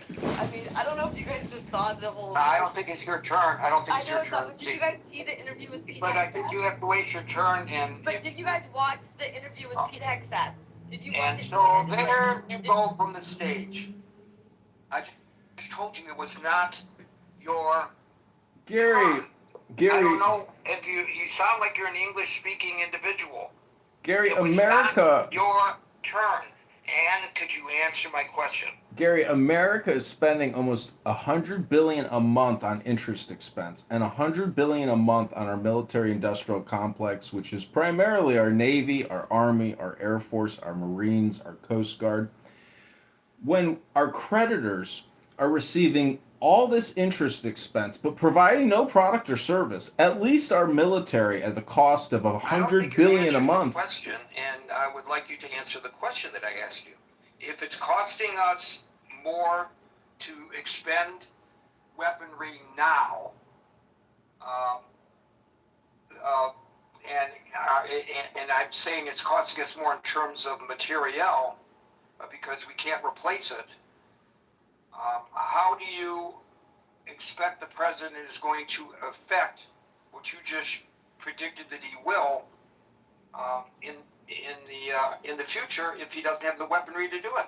Well, see, as I was saying about Russia and the Ukrainians, we might end up buying drone attackers from Ukraine and flooding Iran with low-cost drone attacks. We are at that level where we have to start coming up with creative, financially, solvent and reliable solutions. That could be mass drone attacks. I'm just saying that if we wanted to end the war now, we could save a lot of money by detonating thermonuclear heads in the major cities of Iran. More about that. We're not going to talk in this forum using nuclear weapons in this war. That's insanity. Steve, followed by Tiger. Yeah, Gary. Here's a question I'd like everyone to think about. Let's say that we pull out of it, and let's say we just leave Iran to their own devices. And let's go further and say Iran, since there's no pressure on them, reconstitutes their nuclear program, develops better ballistic missiles, and decides to detonate a few of those across the Middle East. Now, we know just from the limited amount of traffic that's been stalled through the Strait of Hormuz, the economic impact.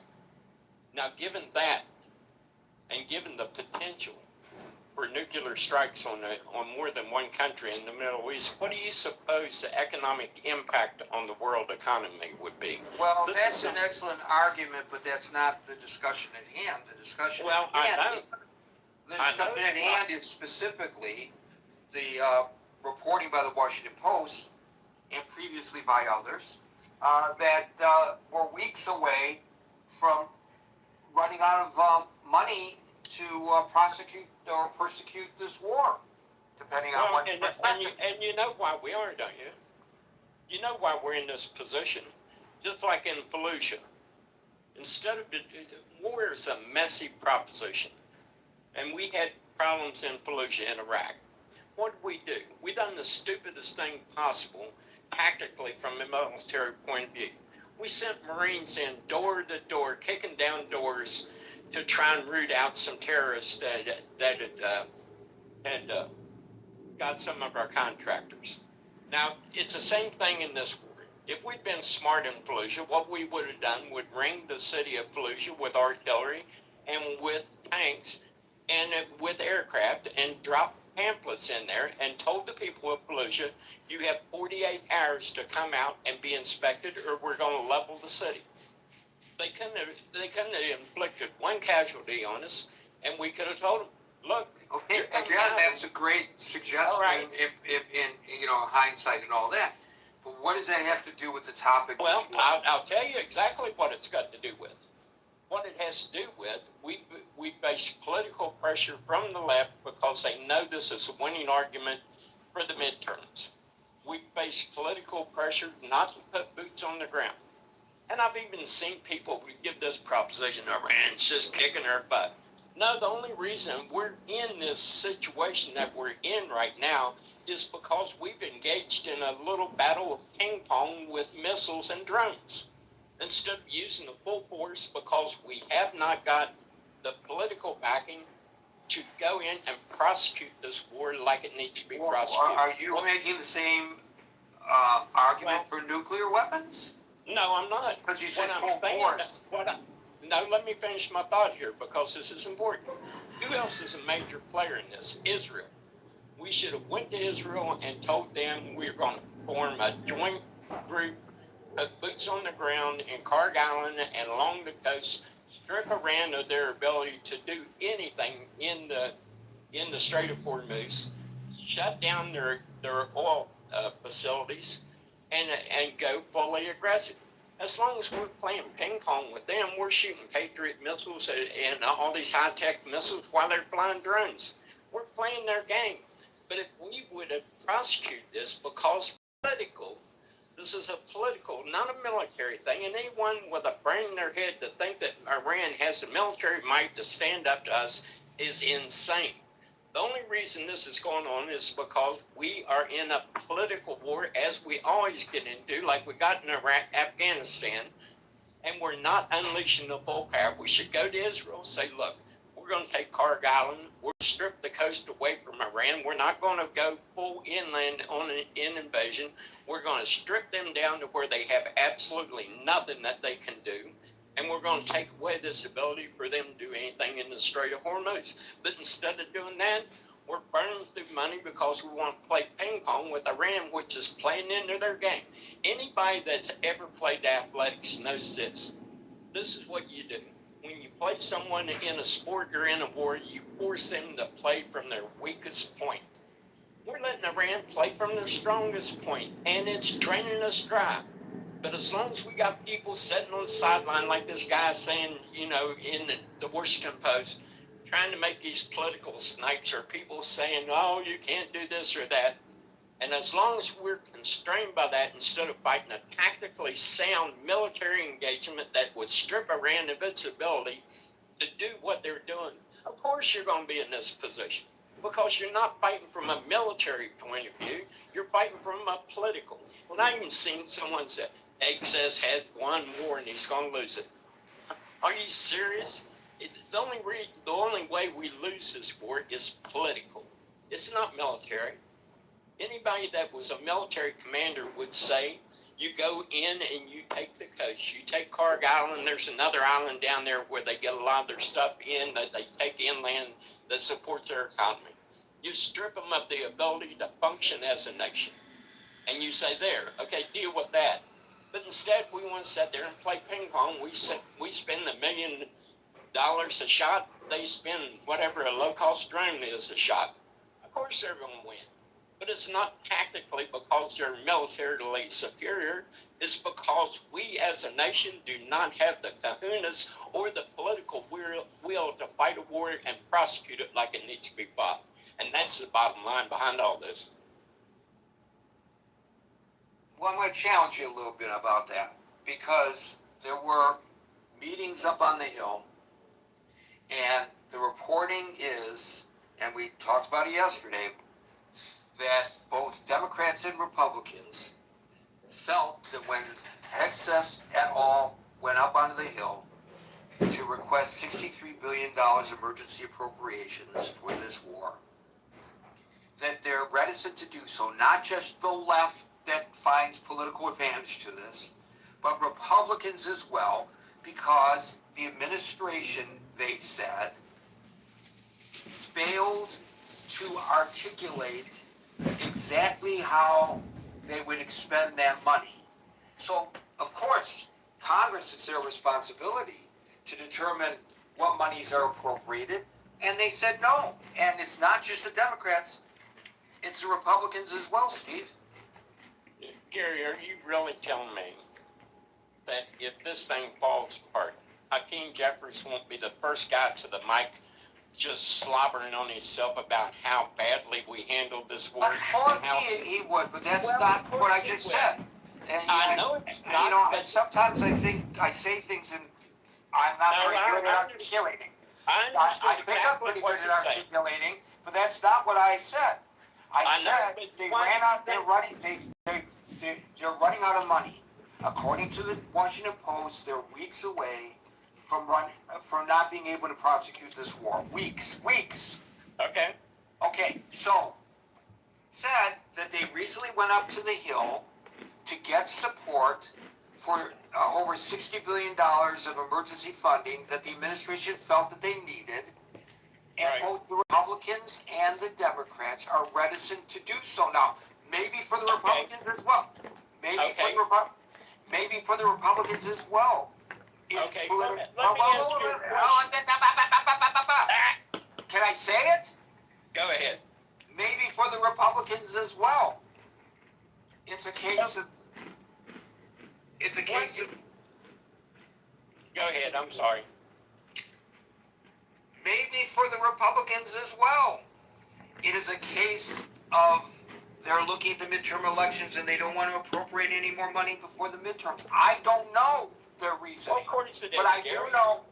do know that in interviews with the media, several of them said the reason that they were not amenable to this approach to give them the money that they need is because the administration hasn't been able to give a clear-cut answer to them about what is the mission and what are you going to do with the money. Well, let me ask you this. What if Excess goes up to the hill and says, look, here's what we're going to do. We're going to go to the Israelis. We're going to form a joint force, infantry. We're going to take over Karg Island. We're going to take over that other island, I forget the name of it, that has the supplies that comes into Iran from the outside that they funnel through. It's called Yeah.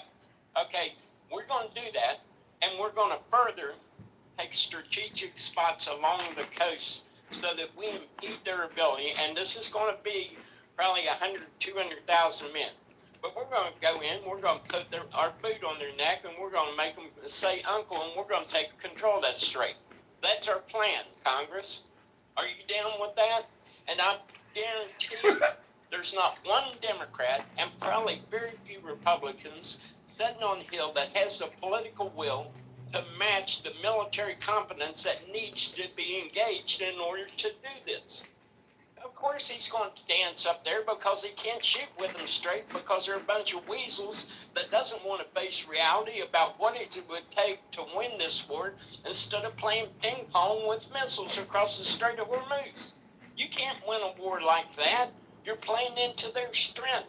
You got to go in, put your boot on their neck, and if he'd go in there and tell them that that's what needs to be done to fully prosecute this war, Republicans and Democrats alike would turn like a bunch of weasels and run for the door. That's Well, they may be a bunch of weasels, but they're the people that you and I elected to Congress, and it's their responsibility to control the purse strings. So you've got to. If you want to, Gary, it's their responsibility to be asked.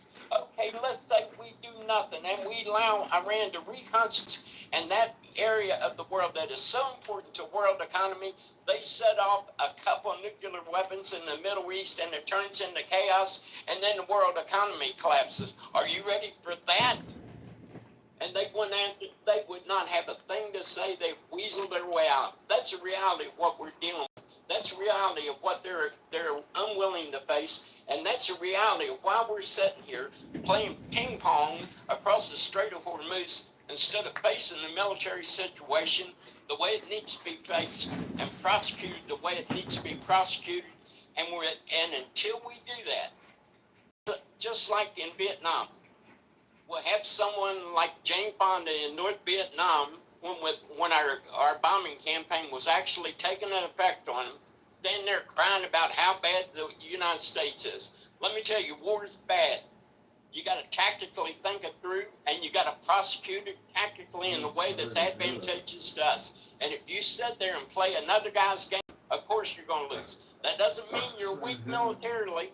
What it means is you're weak politically, and you're weak as a nation to face what needs to be done. Bottom line, and that's why we're in all these situations we get into.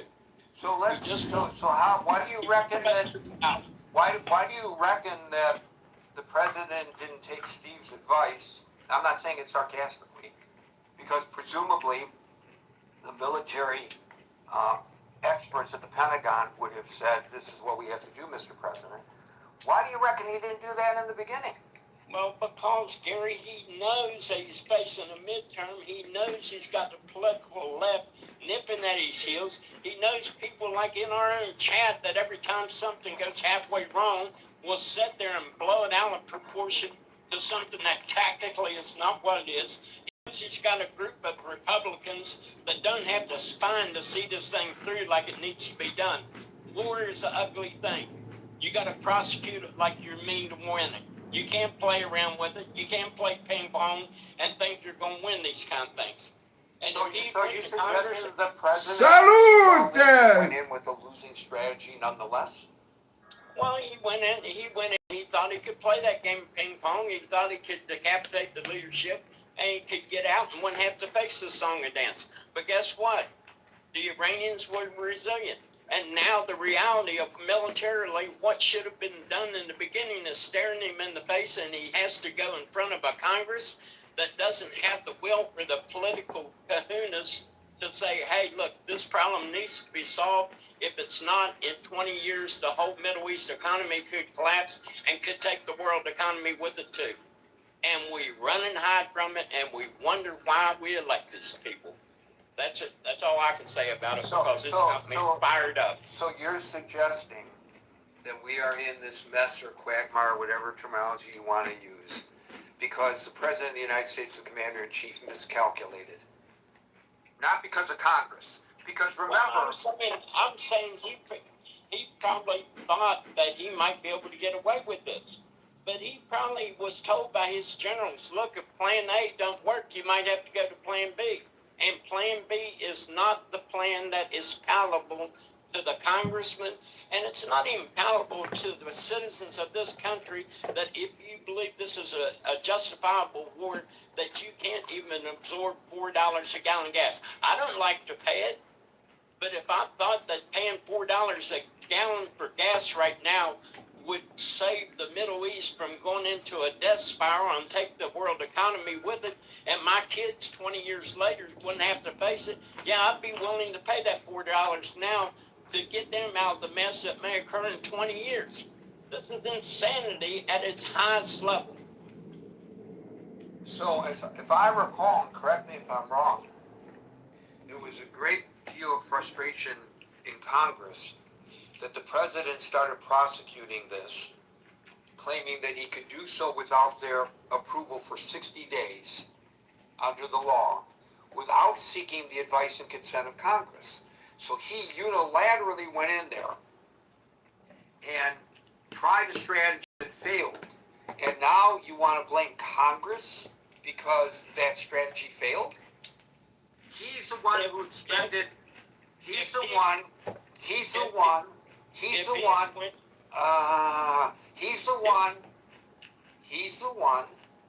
who expended more munitions than we have the capability of replenishing. That was Donald Trump, the Commander-in-Chief. Well, why did he do it, Gary? I just explained to you why he done it. It's not hard to follow. It's not hard to follow. If you're expending munitions at the rate we are playing ping pong across the Strait of Hormuz instead of tactically addressing this war, sure you're going to run out of buzz. They're flying cheap drones. We're shooting million-dollar missiles. That doesn't take a mathematician to figure that out. And the reason we engage in this is because of poor tactical assessment of what was going on.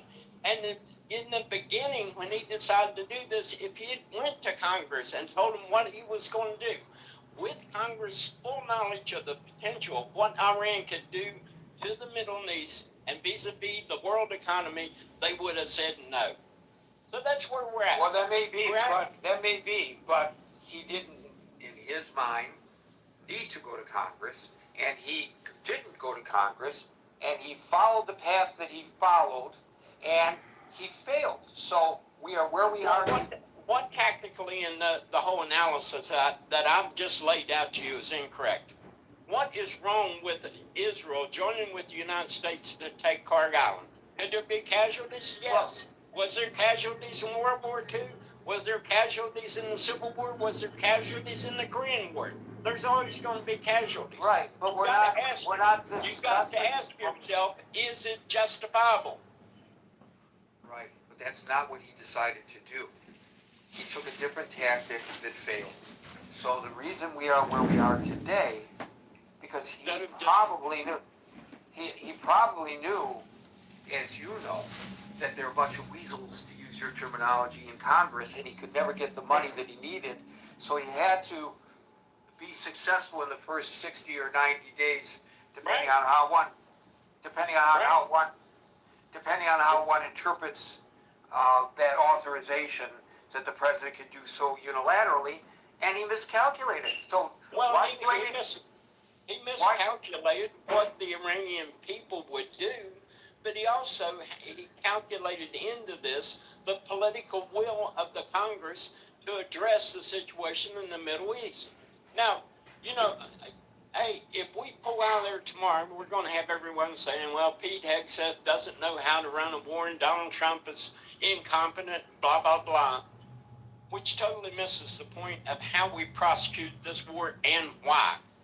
But we will also be left with this inevitable question that if we do, and no president has been able to address this problem with Iran and the instability it's going to inject into the Middle East and inevitably into the world economy, and we're sitting there with our hands over our eyes going, la, la, la, la, la, la, la, like this problem don't exist. Get a freaking grip, people, get a grip. But your argument keeps obfuscating the question, and I'm gonna move on to the next person, because I'm not arguing what the proper tactics would be. If I'm your son and you give me an allowance and I go spend that money on, waste that money, I could have invested it, I could have used it, to buy transportation, to have a job, whatever. But instead I wasted it on booze, or I wasted it on girls, or I wasted it on drugs, or whatever I wasted it on. And I come back to you and I say, and I know when I come back that you're going to be my weasel dad, and you're not going to give me any more money. Is that your fault or my fault? I'm the one who miscalculated how to manage the money that I was given. You totally ignored the ping pong analogy I give you and why we're in this situation to begin with. We're burning but we're in this situation to begin with because we'll not address it properly. Right, but you will not acknowledge, and I don't know why not, the buck stops at 1600 Pennsylvania Avenue. This was a strategy of the President of the United States. Not a strategy of Congress. Congress wasn't even consulted. Well, Gary, the funding stops at Congress, don't it? The president can only engage in the funds that he gives you. How can you drive a Ferrari when you can't get the loan? You don't think you have the funds to do to take those two islands? Well, I don't know. I think it would have probably there had been so many variables in there that you could have very well had to went back and went to Congress for more funding. Those are variables that you got to know the answer to. And if you're dealing with a group of people that doesn't have the political will to solve a problem tactically in the way that it needs to be addressed militarily, then you're fighting with two hands tied behind your back. Do you think that if the president had sent troops on the ground, a joint operation with Israel, as you say, into those two islands, and then determined that they need more money to continue to prosecute that Congress would say, no, let those service members just hang out to dry out there? Or do you think that they would come up with the money? Well, Gary, I can only hear the chatter right now. It's ringing through my head. That's all I got to say. This is political will. This is tactics, tactical military tactics being addressed in the proper way, and the will to prosecute an enemy. Once you've seen that decapitation doesn't work in the way we have the military might, we have the ability to do it.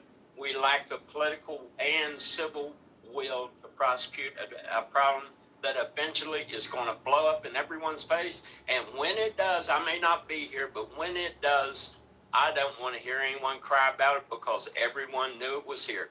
And they turned their back and went, la, la, la, la, la. That's it. I don't know whether people are turning their back and going, la, la, la. Hey, can I be next? What's that, Ellen? I said, can I be next after you two finish? Yeah. Go ahead, Ellen. Are you guys done? Yeah, go ahead. I'm done, Alan. I'm sorry I took so long. No, Steve. You said most of the thing. It was in my heart for a long, long time. Both of you are right. Gary is right in one area and you are right in another area.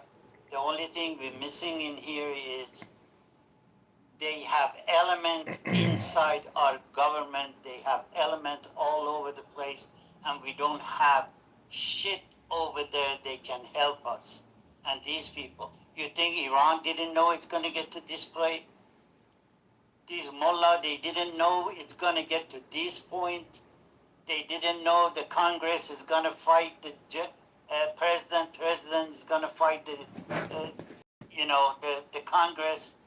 And then the peoples, as soon as they get pinched in the bucket a little bit, they're going to go wacko. And they are over there. Not a single Iranian can get up and say why my rent from 5 million jumped to 5 billion. They don't have that ability, but we do have. We extreme, we do. This is the part I don't understand. I'm probably never going to understand until I die. This war shouldn't be in this point. This war should be done. The first 12 days of attack cut these mullahs, these murder, hands down. And all of a sudden, President Trump says, ceasefire. Actually learned the So, word Freudian slip because of this. that doesn't make sense to me. Passover. You go in full power, you go and get in, and you're almost done, and you had 80 million people behind you. This is the part I don't understand. 80 million people. They were screaming to get rid of this regime. They were willing to help you. That's what they did to Mossad. Mossad lived in Tehran for many, many years. By themselves? No, with the help of people. And you guys, this administration bypassed that, says ceasefire, and there you go. Negotiation. You think Iranian, they didn't know they miscalculated two, 3 things. It's not just the financial, it's not just the way it works. The biggest thing they did, they had man in here, they would report them 24/7, they knew exactly where it goes, and that's where we are here now. It wasn't hard to get those 2 islands. That's what I don't understand. We are broke. Well, they did it. Maybe there is a reason behind it. You, Steve, don't know. I don't know. Gary don't know. Scott doesn't know. But they know it has to be something. Somebody is making a benefit of that. Because of 47 years ago, they wanted to cut the Americans' hand out of that area. And they were successful by bringing Khomeini goes 3-4 months, sit on the apple trees in Paris, and then French, British, all the European, and you think now they're going to cut their own bread to help United States or Iranian, they have a free life, they don't give a damn about it. Like There's another part of this equation as well, and that is that it's been credibly reported that the president was advised that this tactic that he has taken will result in Iran's responding by choking off the Strait of Hormuz. And that's why he's got this political pressure on him today because of the cost of gasoline. And it's not just the cost of gasoline, it's the effects on other countries of the closing of the Strait of Hormuz. So he was told, he had the intel, he should have known that this was going to be the counterpunch. It's not just playing ping pong with Iran. The counterpunch was going to be closing the Strait of Hormuz, and they did. And now they got the Houthis claiming that they're going to close off another waterway to the Saudis. This is an expansion of this war, which is not a declared war, by the way. Thank you, Alan. We'll go to Tiger, followed by William. It's been a while, Gary. The short thesis that I have is that the United States military will never run out of cash. And I'm going to illustrate that with a little story. 2 years ago, General Dynamics acquired one of the subsidiaries that was designated by the Congress to make the I believe M395 or 795 150 5 millimeter shells for the artillery to be used, by the cannons in mostly Ukraine. And they got some Congress funding close to $1 billion, and the promise of those shells from about 10,000 rounds per month to 300,000 a month in 2 years. They took this money and they did a report. They say there are some existing outdated production lines of the old M107 shells that is also 105 millimeter, and they purchased 3 of those production lines and claim that they can revamp the production lines and ramp up the production to meet the Department of Defense, Department of War requirements. And 2 years after that, they report that the shells they have produced do not meet the quality standards that is required for the type of projectile. They have not produced one shell. They have produced some shells. No, they have not produced a single shell. They haven't produced a single shell as required under the contract. They have not produced a single shell as required under the contract. It's worse than what you were suggesting. Like you say, as required. So you know about the story, Gary. So maybe you can tell the story. Well, we did. We discussed it yesterday, so yeah, I'm aware. Okay. Well, the short message is that they are now asking $1 billion more of those, Congress funding. Even that General Dynamics also pledged $200 million of their own money, which they claim has already been put into the production lines. And it looks like Congress is going to fund them again. And all that money being thrown into these production lines for military hardware, if you think about it, they do 2 things. The first thing is that they line up targets of certain power. But in a way, they also are injecting the second thing, I think he's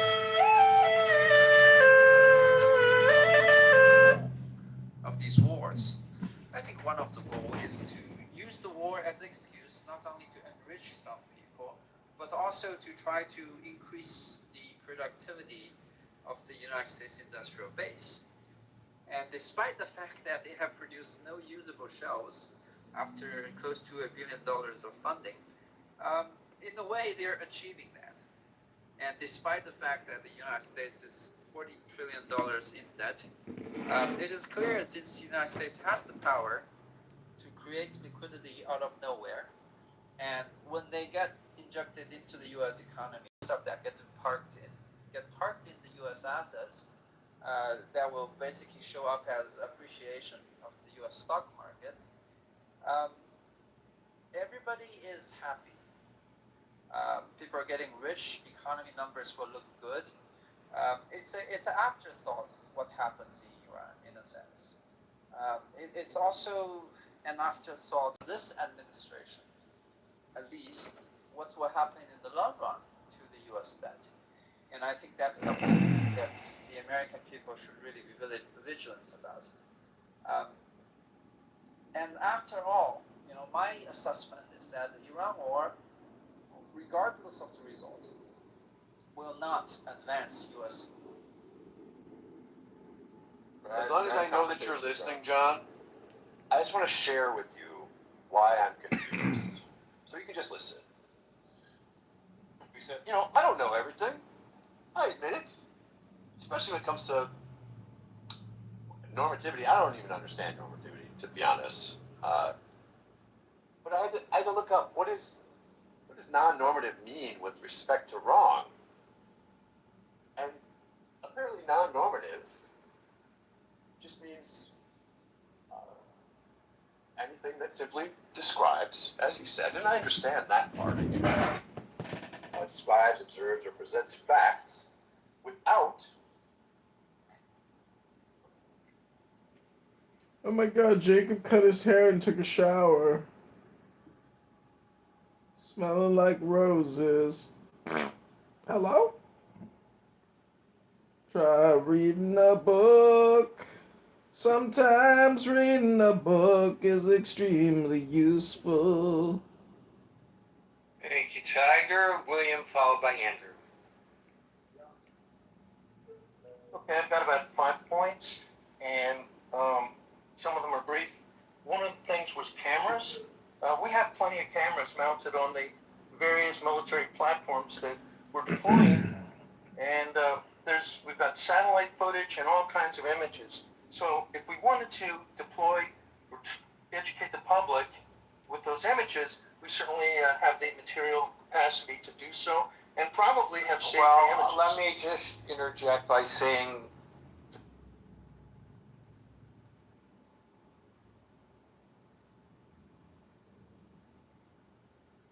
Next, the following text is between the points of the pentagram, starting at upper right. The words below are arced in a circle.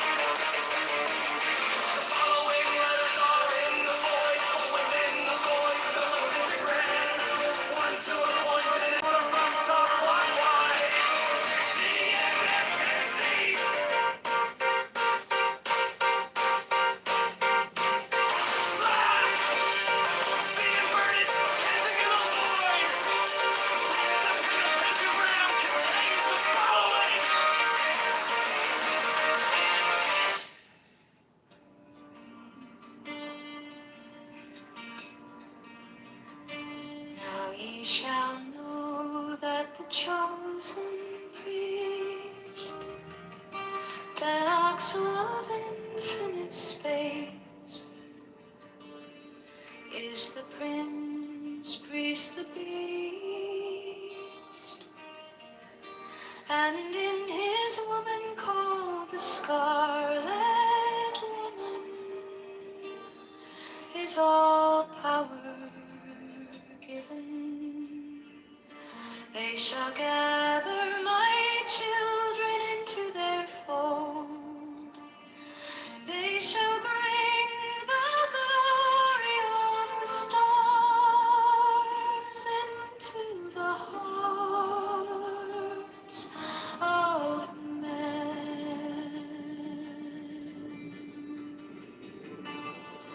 16, for he is ever a sun and she a moon, but to him is the winged secret flame, and to her the stooping starlight. But ye are not so chosen. 18 burn upon their brows, O splendorous serpent. 19, O azure-lidded woman, bend upon them. 20, key of the rituals is in the secret word which I have given unto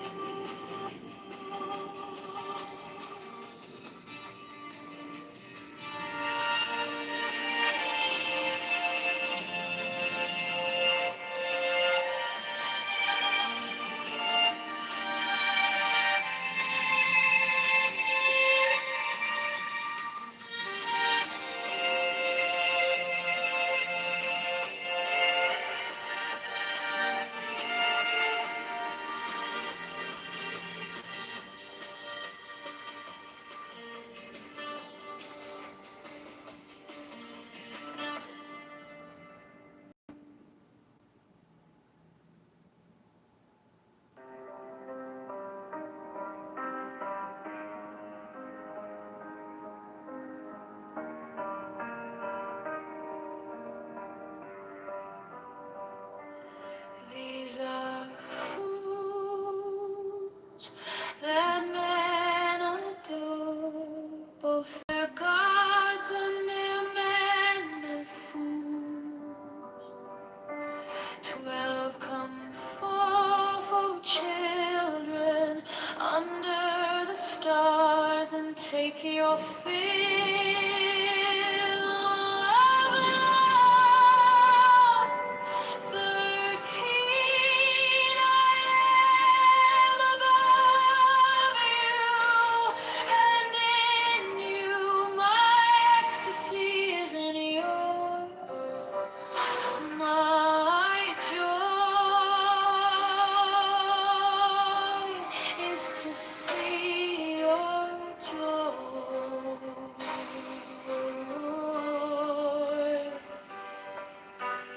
14 above, the gemmed azure is the naked splendor of new wit. She bends in ecstasy to kiss the secret ardors of Hades.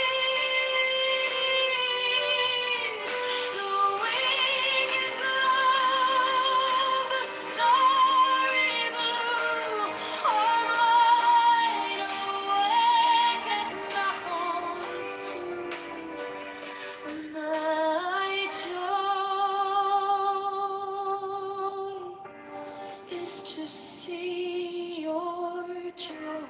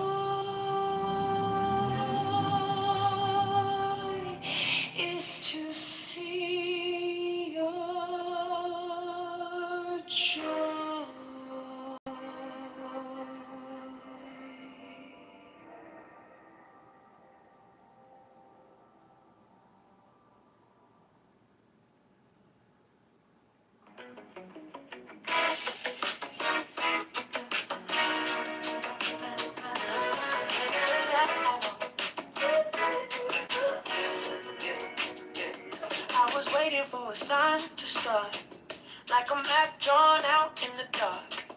Now the city's calling out my name to choose a brand new path. Yeah. Tired of watching from the side while the streets and dreams collide. So I take one step with my vote. Time to change this heavy load. Maybe we don't need to know it all. Maybe we just need to vote, so we keep moving anyway. Chicago to the brighter day. Go to Chicago, may a vote for calm. Let your voice lead the way. Every choice rewires me. Every vote unlocks a key. We want tax reform today. Vote John Kitover, pave the way. Clouds still riding in our heads, but it won't get the final say. We can rise and stand as one. Go Chicago starting today. We don't need a perfect line, just a reason, just a sign. Every inch we claim is ours. Every step can raise the bar. Go slow, go fast, just don't go back. Trust the rhythm in this town. Time to lift our future now. So we keep moving anyway. Chicago, stand up, have your say. Go to ChicagoMayElection.com. Vote John Kitover today. Every choice rewires we. Every vote unlocks a key. We want tax reform right now. Grow Chicago, rise up now. Mine is the head of the man, and my inside is keen as the hawks. By my head I invoke thee. I am the only begotten child of my father and mother. My father is dead.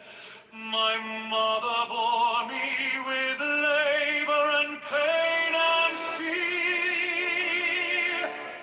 By my body I invoke thee.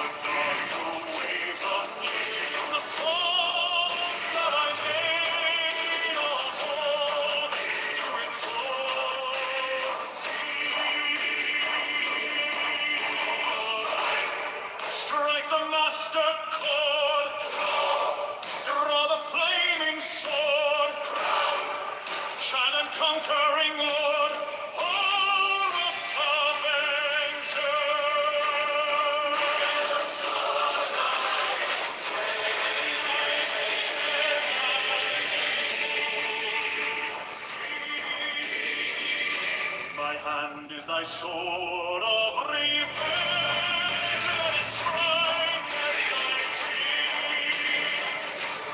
By the sword I hold thee. The voice of the 611 are the voices.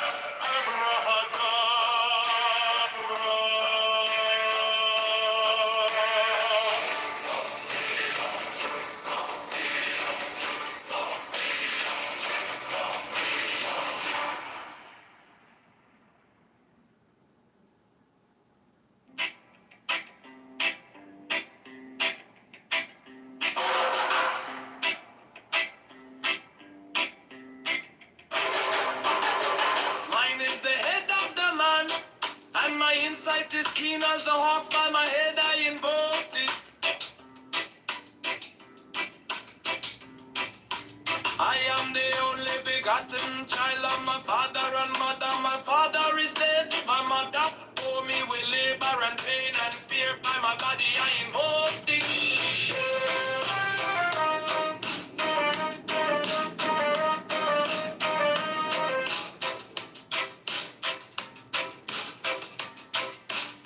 Upon me shine the diamonds are radiant, white and pure. By their brightness I invoke thee. Mine is the red triangle reverse, the sign given of none. Save it be of thee, O Lord. By the Lamb and I invoke thee.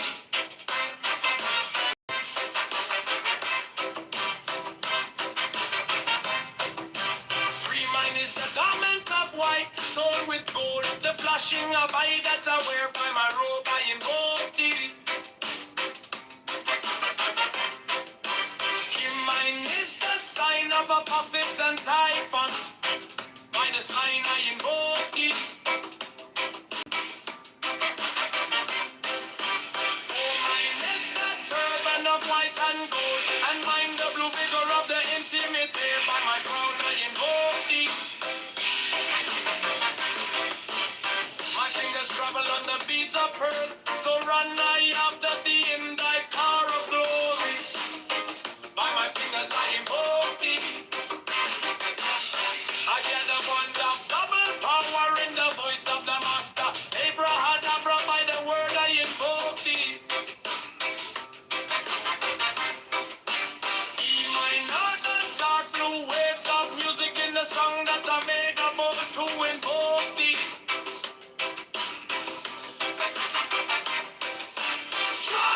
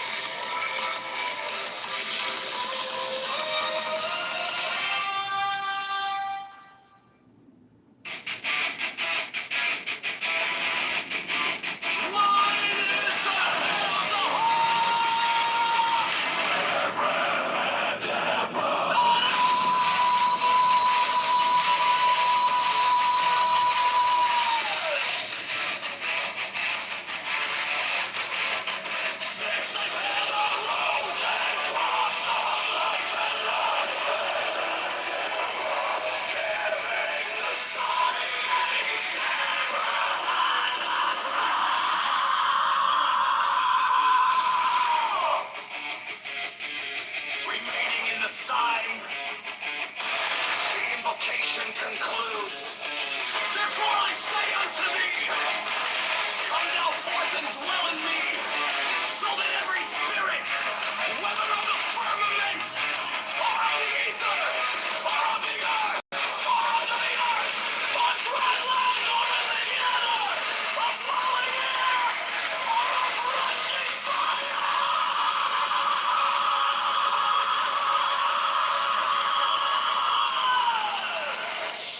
and every spell and scourge of God, the vast one might be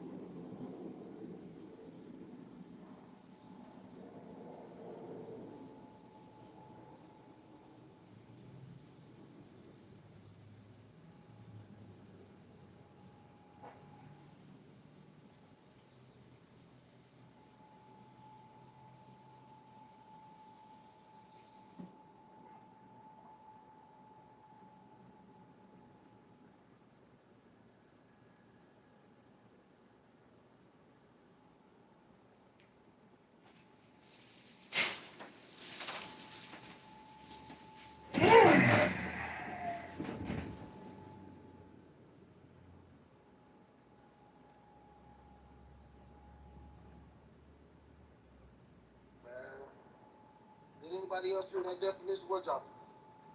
I was gonna ask him to actually define it. You know, like, you know, straight to it, like let's just hear his definition. But based on what he was saying, I wanted to know what. Ask me a question, Alvin. Thank you so much for that. That was a great exercise, Alvin. Thank you so much. I appreciate you. David, what's up? Yeah, if I had a question, I just wanted to apologize for earlier on today. Oh no, don't worry about it, David. I'm only messing around. Well, we kind of rough in here. We rough in here. Don't worry. Yeah, Honey Badger and